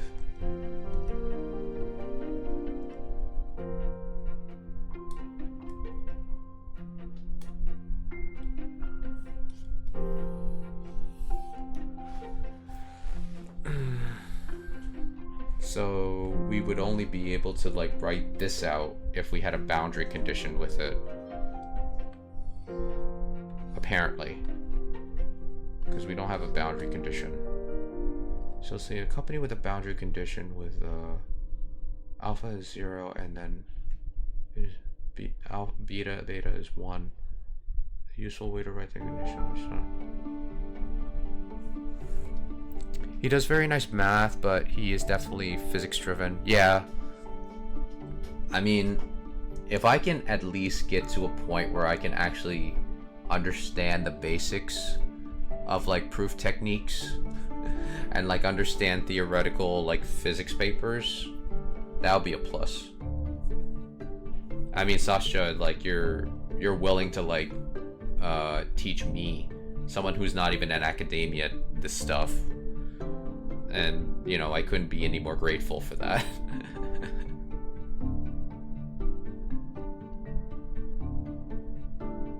Because, I mean, you're getting your master's, and, like, I'm like, aren't you going to be, like, busy trying to, like, find, like, work? Like, after you graduate? Unless you already have a position lined up for yourself. And if you do, like, I wish you the best of luck with it. Because I know with a master's, you'll probably be able to, like, get to any job that's, like, very technically involved.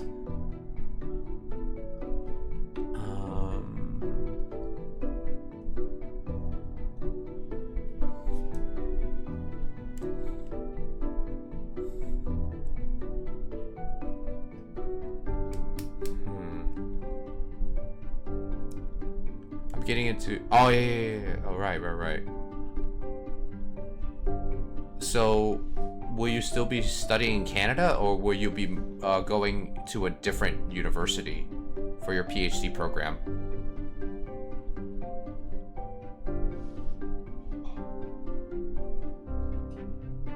I'm actually have a lot.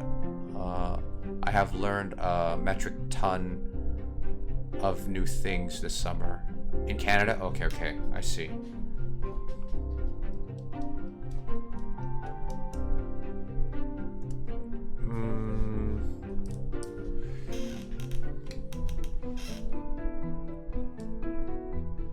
So, an example, the root characteristic.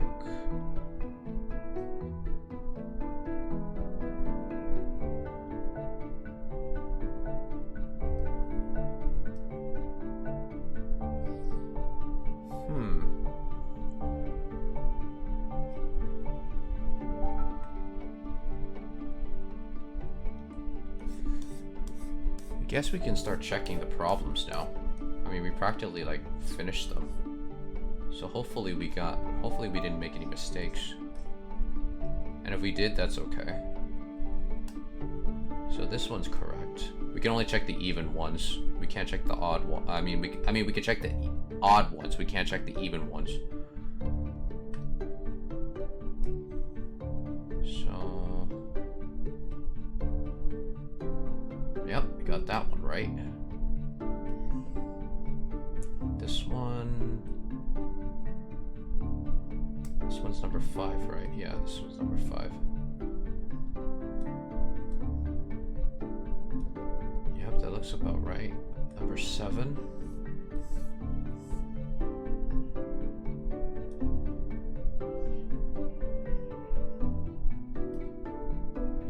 looks right.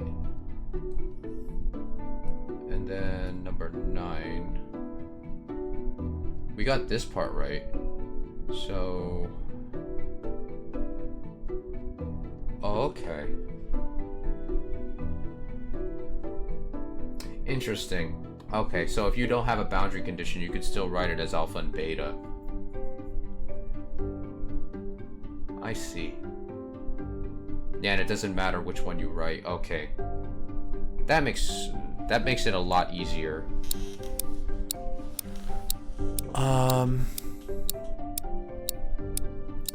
So I guess we did like differential equations today. Not bad. Not bad. I would say that's a good one. And we didn't get that much incorrect. So hey Don, how's it going? We just finished our second study session. But how are you doing, Don? And if you guys are not familiar with Don Does Math, he also is a math streamer, but he also streams himself playing video games. So if you want to check out his content, I think he's also doing general relativity too on his channel. I haven't been able to check out his general relativity streams, but I'm pretty sure he's learning a ton. So if you guys want to learn from him, I assure you, learn from him. He is quite the brain for Twitch. Never underestimate his skills. And he vibes too, so check out his stuff. Let's see, my possible PhD advisor is doing a lot of p-antic geometry, which I don't know much about. Oh, I wonder what that is. That sounds pretty cool. I don't know, the people in chat are way smarter than me. Yeah, that's true, but at the same time, I'm pretty sure they could learn something from you. I do learn something whenever you stream math, and I'm surprised that you're actually doing general relativity, which is really cool. And I'm like, oh my gosh, I'm not even at tensors yet. You're already learning general relativity. I gotta catch up. Yeah, I'm not doing my camera today, so basically I'm just like talking to you guys through the ether of the internet. I never learned tensors either. Really? So, and you're also doing, it's kind of funny because you're actually using the book that I bought for general relativity, but I never even bothered opening it because I didn't do the math involved with it. Yeah, I did see you had a cam on the other day. Yeah, I decided not to put myself on camera today. At least for the math stream. I just felt like I just wanted to focus more on the work, not the way I look. But what's the best part of your day so far, Don? I just assumed that the book will introduce tensors well enough. Yeah, because I heard, like, I think, like, when I was watching people talk about that book, they say that tensors come up way later in the book. And I think that could be a plus, but also it could be like a downside for people that just want to get into Einstein's field equations. But I think it's a good follow-up. I mean, not a good follow-up, but it's a good beginner book before you get into Sean Carroll's book, which you can download the PDF from Google. So, like, probably once you're done with that book, you'll be able to go into Sean Carroll's book, because he goes straight into, like, tensors right away. So I think you're better equipped with that. I mean, like, how far did you get in the book, Don? That's my question. That way I have to basically learn where I have to catch you up with. The best part of the day is probably learning about singular value decomposition in linear algebra. Pretty neat. Oh, I see. Still on chapter 4, hoping to get through it at least chapter 9. Oh, okay, I see. Is anyone helping you at all, or are you just basically reading on your own? Like, while, like, chat and stream, or just basically just watching you be brilliant at the book? Or just being studious, I should say. Being studious in the research of the book.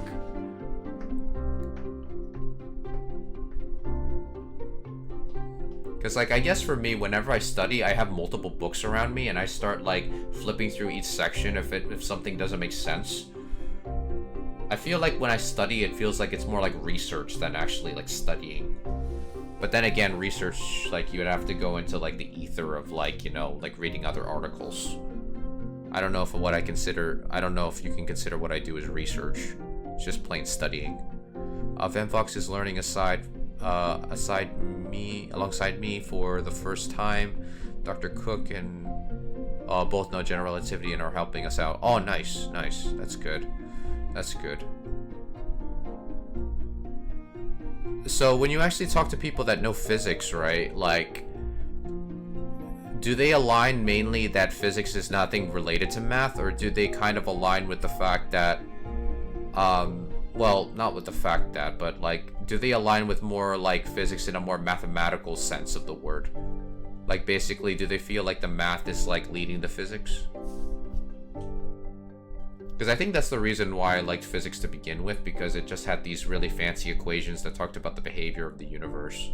But then again, like, physicists would probably say, like, well, that's just basically what we use, but it doesn't really it doesn't mean that the math describes reality. Which is also true, and I give them that. Because I think like, even with math students, they find physics very difficult because they have to think about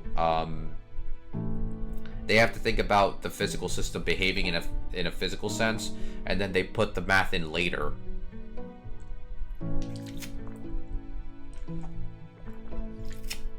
Because I think if you just think of its plug and chug equations, then you end up getting into a lot of trouble, and you end up thinking like, oh, the equations will lead me to the result. Not really. They just help you get to the numbers. I get a sense that they both love math for its own sake. They're super knowledgeable about a lot of areas of math. I see. I think the math and physics hate is kind of one-sided. Mathematicians hate physics, but physicists like math.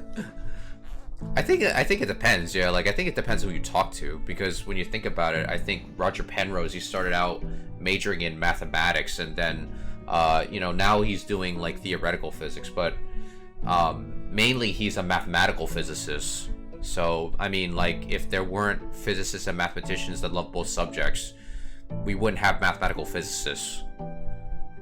And quite frankly, like, I end up wondering exactly what do mathematical physicists do exactly, because you know, we heard of theoretical physicists, but then again, like, I feel like mathematical physicists, they have so much leeway to get into both fields. You know, like, they can help theoretical physicists come up with mathematical formulations, but if they're in the room with mathematicians, they can use their physical intuition that they've learned from, like, their physics colleagues to solve math problems. That's kind of interesting to think about how much of physics theory depends on a particular mathematical implication. Yeah, I agree. That's the reason why I want to learn proofs, because I know if you know proofs, if you have a physics idea and you're able to use math proofs to actually, like, prove it, like, through mathematically, I think that's, like, probably, like, the coolest thing, because you actually thought of even though it might not be right, because there's no experiment to prove it, it's just cool that you're able to manipulate, like, I guess, a physical system just with, like, equations. I think that's the cool part. It's kind of funny because when you learn quantum mechanics, I think, like, the slogan that most physics students are used to from their professors is shut up and calculate. Because mainly quantum mechanics uses a lot more math. If you happen to run into Megalomorph, he might have a good response to that. I think he's studying mathematical physics. Yeah, I remember Megalomorph is also studying mathematical physics. I think I asked him to let me read one of his papers. It was really interesting, although it was very complex, and I know I didn't understand a word of it. Yeah, the physics results you can derive are way cooler to me than empirical laws. Yeah, true. For quantum mechanics, there is kind of two well-known formulations: Hilbert space and formalism, and the C-star algebra way. Yeah, I've heard of Hilbert space. I know you learned that like in higher levels of linear algebra. I'm nowhere near. I don't even know what an inner product is. Like I did hear about an inner product when I was learning about bracket notation, but I have not handled that yet.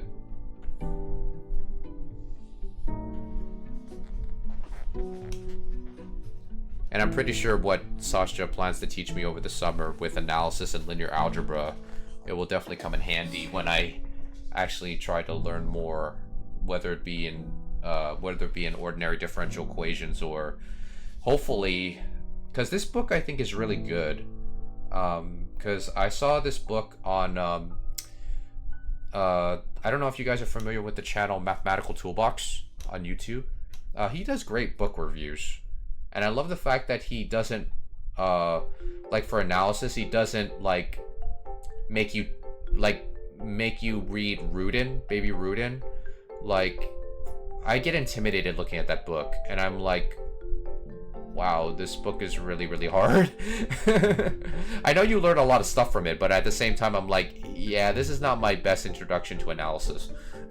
This probably shouldn't be my introduction to analysis.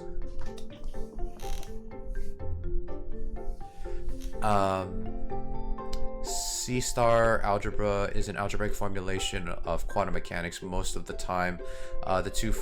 Is it for quantum mechanics or is it for quantum field theory? Most of the time the two formalisms are equivalent, but there is a special situation where they don't. Huh. Interesting. Yeah, the thing of it is that I want to learn like higher maths, like not only proof techniques, but also like, you know, the techniques that they employ in mathematical physics. And the best part about this book is that they do introduce you to some mathematical physics, like fundamental equations. But this book really does a good job of actually like teaching you the basics of what you need to know. I mean, sure, I kind of struggled with like understanding what this part of the math was, but at the same time it felt as if I was actually learning the stuff that I needed for partial differential equations. Like it was given to me in a way that I can actually like see what needs to be applied and then just do the problems right away.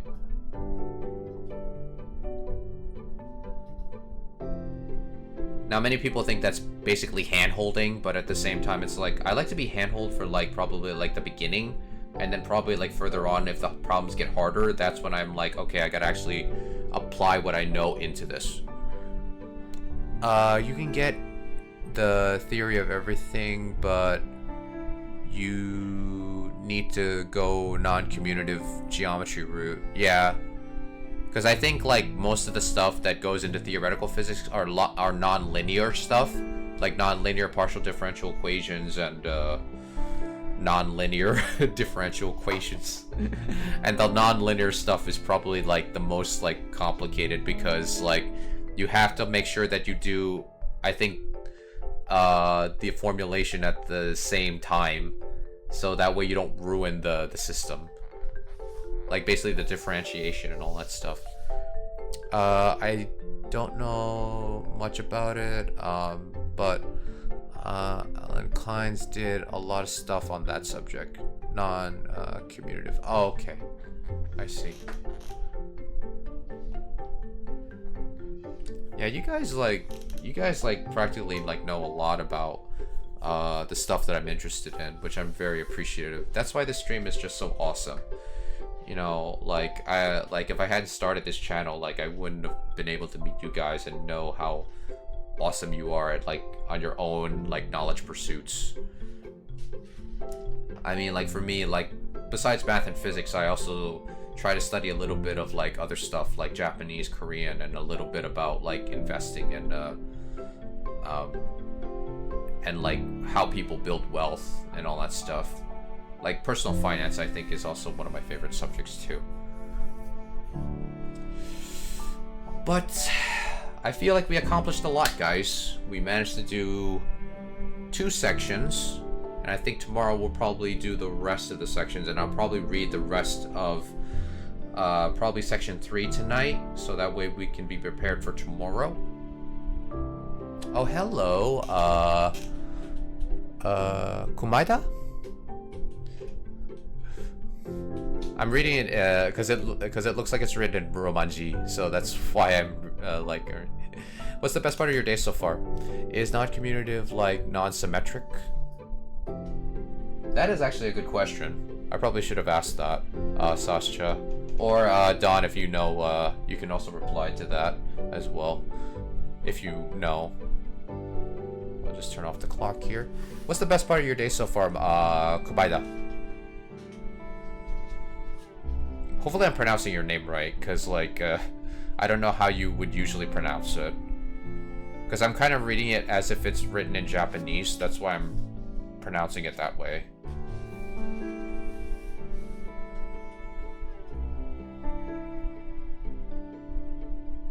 Nice. Well, welcome to the math spellbook. And if you like math or physics, if anyone's lurking in the chat, if you like math or physics, or you just need a study stream to keep yourself productive, be sure to drop the channel a follow if you're watching this on Twitch, or if you're watching this on YouTube. You know, be sure to subscribe. You know, like the video, and put it in the comments down below if you're watching this on YouTube. Thank you, Kumaida. Sometimes I feel like I'm kind of like selling out whenever I say that, but you know, sometimes people just don't remember. You know, it's good that thank you for the follow. I really appreciate it, because I want to gather as many people into, like, you know, the collective as I can, because like I want to nerd out with all you guys about math. Actually, Kumaida, like, are you a student? Like are you in high school, or you're in university? Like what got you into math? Let me just ask that right now. So in algebraic geometry, you can give me any commutative ring, and I can cook you a space whose function are exactly the ring. Ooh, that sounds cool. So it's like you basically have a, I don't want to say a space, but I guess if you have like, I don't want to say a shape either. Like if you have, like, I'll say space. Like if you're given a space, you can basically, like, depending upon how that space is structured based on its, I guess, geometry, as it were, then you could basically discern all the functions that go within that particular, I guess, universe or space, as it were. I don't know if I'm explaining that correctly, but that's how I'm visualizing it. Thank you for welcoming in Kumaida, Don. Always appreciate it. Non-commutative geometry is interested to what happened if we drop the commutativity. Learn about how everything works like a hobby. Oh, okay. Yeah, same here. I'm doing math and physics as a hobby mainly. I've been mainly focused on math mainly because I guess it's because, like, I feel like I don't have enough mathematical maturity, and then basically I feel like I have to study more math to actually, like, be able to apply the math to physics. But then again, whenever I do basic physics problems that even involves basic algebra, I still get stuff wrong. So, you know, if you like math and physics as a hobby, or just math as a hobby, then welcome to the fold. Welcome to the fold, Kumaida. Actually, Kumaida, do you mind if I ask where you're from? If you don't want to reveal that, that's fine. Just let us know in the chat.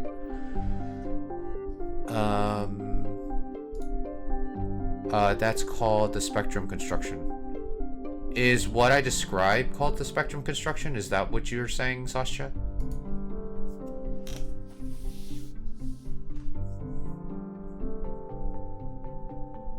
Or is something else called the spectrum construction and I just missed it in chat?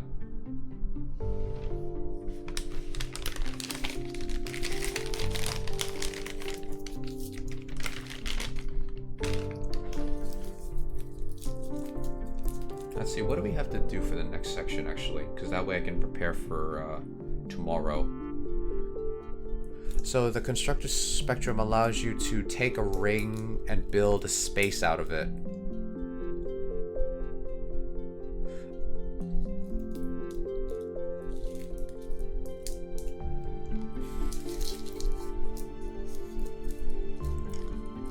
So wait, so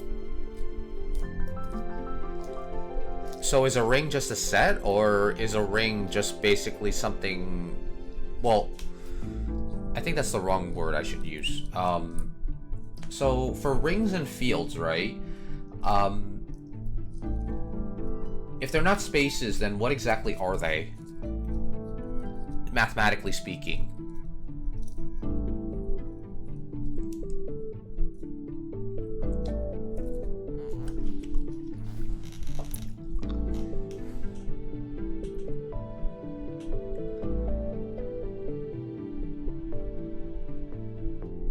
So it's allowed to geometrize part of number theory. Oh, okay.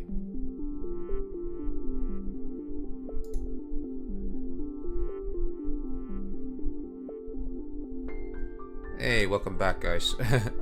Hopefully the ads didn't like paralyze you guys.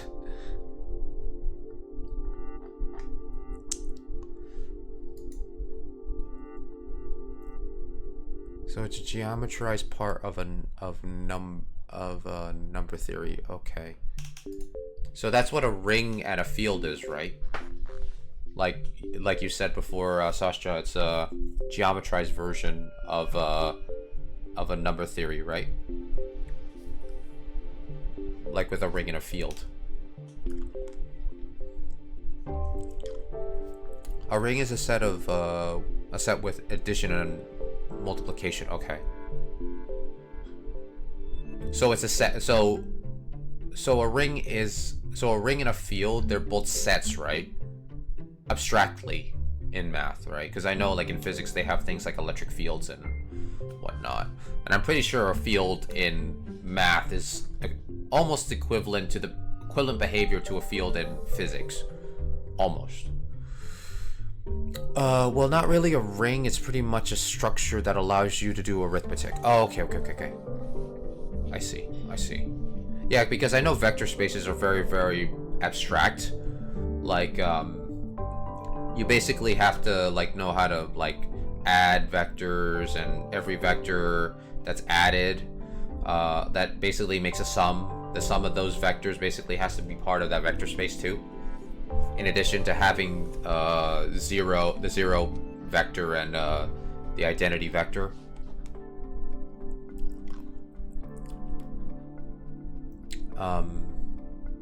Because technically those are not considered spaces then. Rings and fields, I mean. That's pretty interesting. Because it like when I try to think about it mathematically, I try to think about, like, okay, like, physicists have been able to use these ideas to incorporate it into, like, much higher theories. So I'm like, how do we actually, like, how do they actually do that? No, but the spectrum allows you to treat the element of your ring as a function on some kind of space. Okay, so in math, what would be considered a space then? Like, mathematically speaking, what is a mathematical space? Is my question. Because we have vector spaces, and we have subspaces of vector spaces. Very hard question? Okay, then I'll probably, like, have to look it up on my own. That's fine. You don't have to type the whole entire long answer in chat. I'm not gonna make you go through that. Maybe, like, one day, during the summer, you can, like, teach me, like, some of that knowledge about, like, more about vector spaces. I mean, hopefully, like, we can get into a part about Hilbert space, because I'm kind of curious about that too. So a good general definition would be some kind of space with functions on it.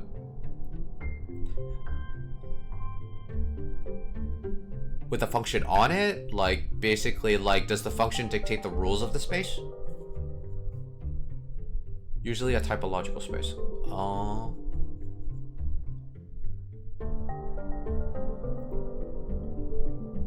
So is it only one function, or is it multiple functions?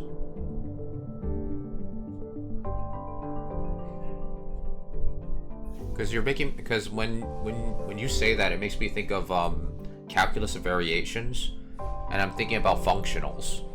I haven't even gotten to that level yet. Learning about functionals and the Euler-Lagrange equation. I haven't gotten anywhere near that yet. A ring of function. So when you say ring of function, does that mean it's only one function, or does that mean it's like multiple functions revolving around one idea, or like one set of numbers?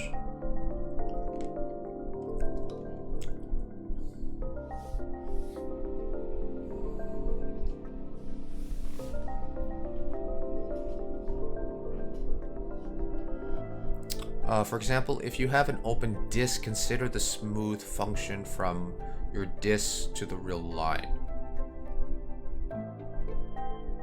Okay, we have an open disk. So I'm thinking about an open interval. The smooth function from your disk to the real line. There's multiple functions, and you can make sense of adding multiply smooth functions. That's fair. Okay. Yeah, because I remember when we talk about open disk on the number line, I usually try to think of the interval, because I'm not trying to think two-dimensionally whenever I think of an open disk.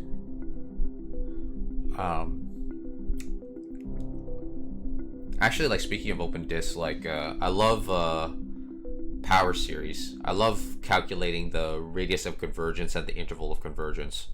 I find those very fun. The space of smooth function form a ring. Not a very nice one though. Oh. You would think that if it's like a curve like function, you would think it would form like a nice curvy ring. But I guess not. Like thinking of something like a torus or something. But that's mainly like probably more topology, I think.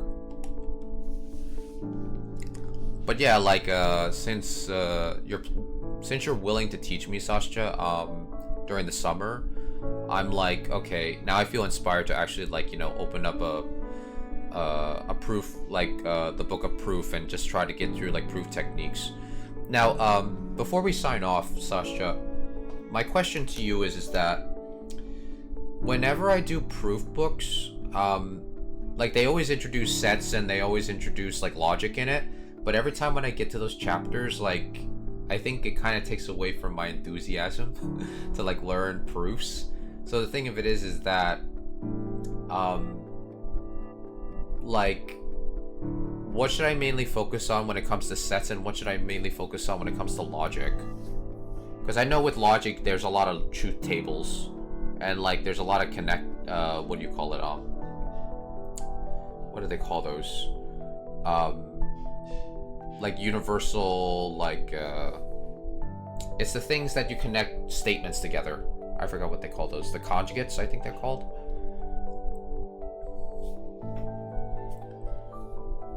Because I actually want to actually be able to like be ready for whatever you have to teach me. Adjunctions. Oh, okay. That's probably what they're called.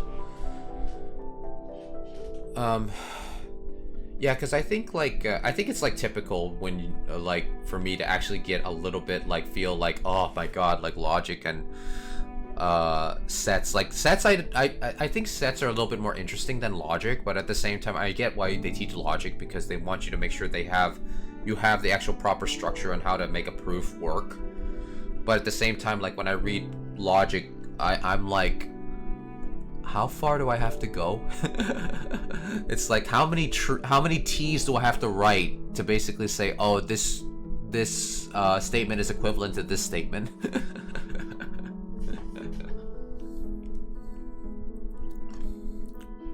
Because there are times when I just jump into direct proof because I have an idea what it's trying to convey in the chapter.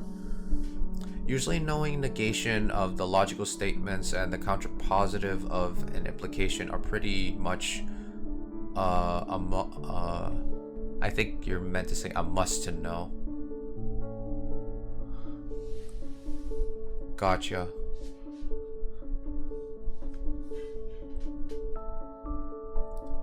Because I know with sets, like, because sometimes, like, some books, they cover sets, like, probably, like, after, like, 12 pages. But some cover it, like, after, like, 3 pages. No, I'm exaggerating. It should be 3. I think, like, maybe, like, 10 pages. But I think with truth tables, it's basically just constantly just writing T and F to see, like, which statements are equivalent to each other.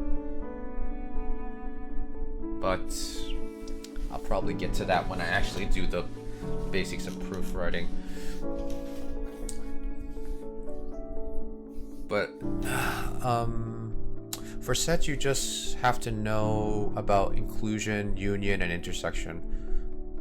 Yeah, I know about union and intersection.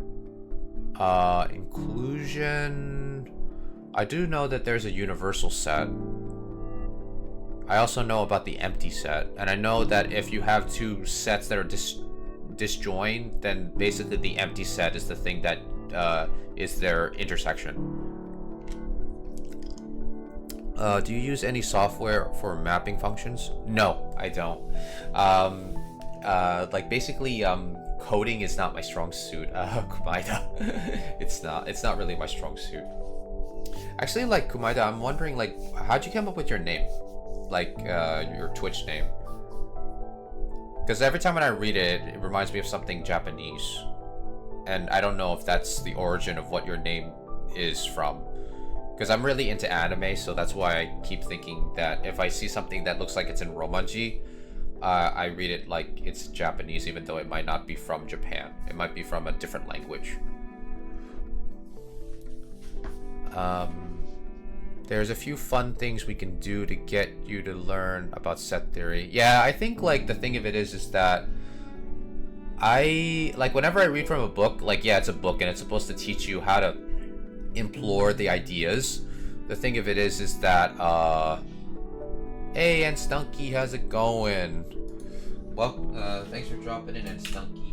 I'll give you a shout out. If you guys are unfamiliar with N Stunky, he also does math content as well, and I think he also covers like some computer content. Yeah, because like science and technology, he does a lot of coding. So if you guys are like into like a little bit of like coding or like into like some math, check out N Stunky's channel. And I think he also does physics too. I think. Don't quote me on that. But he's like an intellectual that has a lot to teach. So check out his content. One of the fun things to do is build the rational from scratch using the empty set. Oh, I think I've done that before. Like it's like you take the empty set and basically the empty set represents 0, and then basically you take an empty set, a set that contains the empty set, and make it 1, and then basically when you actually construct the regular, like the actual numbers, like the whole numbers at least, like basically you get like their cardinality of each set basically gives you the natural numbers. Yeah, exactly. That you get your the natural numbers. Yeah. I actually like if people ask me what math is, that's the first thing I would probably teach them. I would basically show them that, and then they'll be like, "Oh, that's where numbers come from." It's like, well, we just got numbers out of nothing.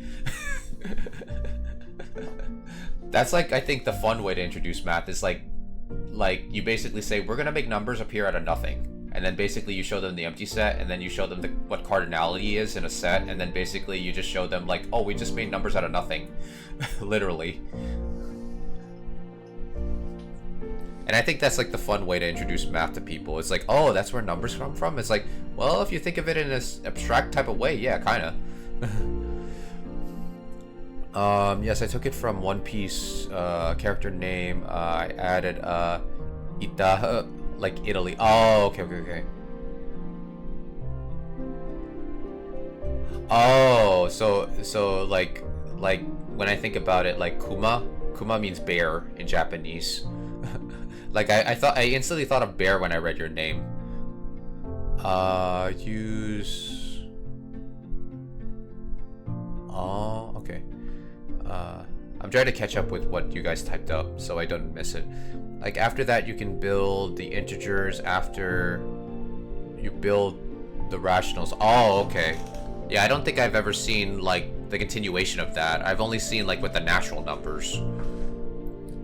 Can you actually build the integers and the rational numbers? Well, I can understand like the positives, but then the negatives, I'm like, is that possible to build them with just the empty sets? But I guess like if you can build the natural numbers with the empty sets, then maybe you could build the other numbers too. I'm pretty sure that's possible. With sets, I don't get too bored, but with logic, I get like very stagnant with it, because it feels as if I'm just like writing T for true and F for false like constantly. That's not me complaining. That's just basically me.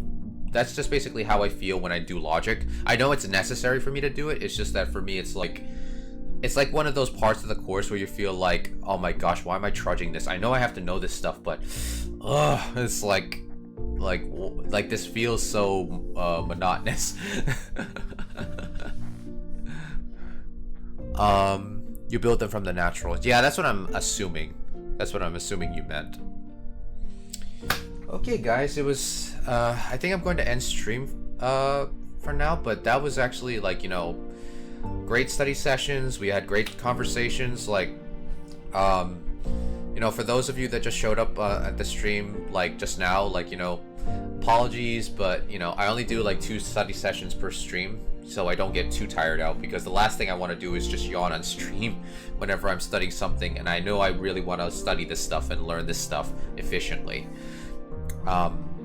The idea is to look at a pair of natural numbers. Yep, so if you guys are on Twitch and you're like, you know, if you're lurking, be sure to drop me a follow on Twitch if you haven't already and you want to keep up with the content. Oh, we got another ad. So if you're watching this on YouTube, I'll put all the links in the description down below for my Twitch. Oh, whoops, I didn't mean to do that.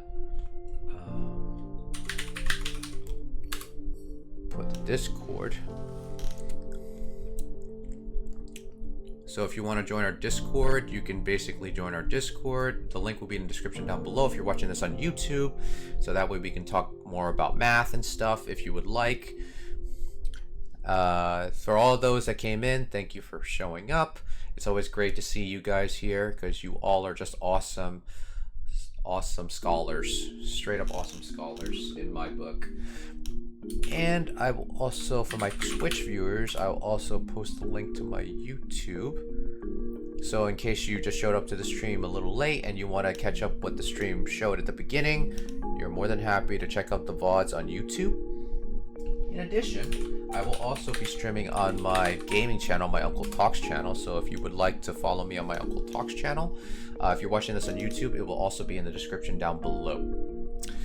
Okay, guys, I think that will do it for today. Thank you for joining me today. We did a lot of awesome math today.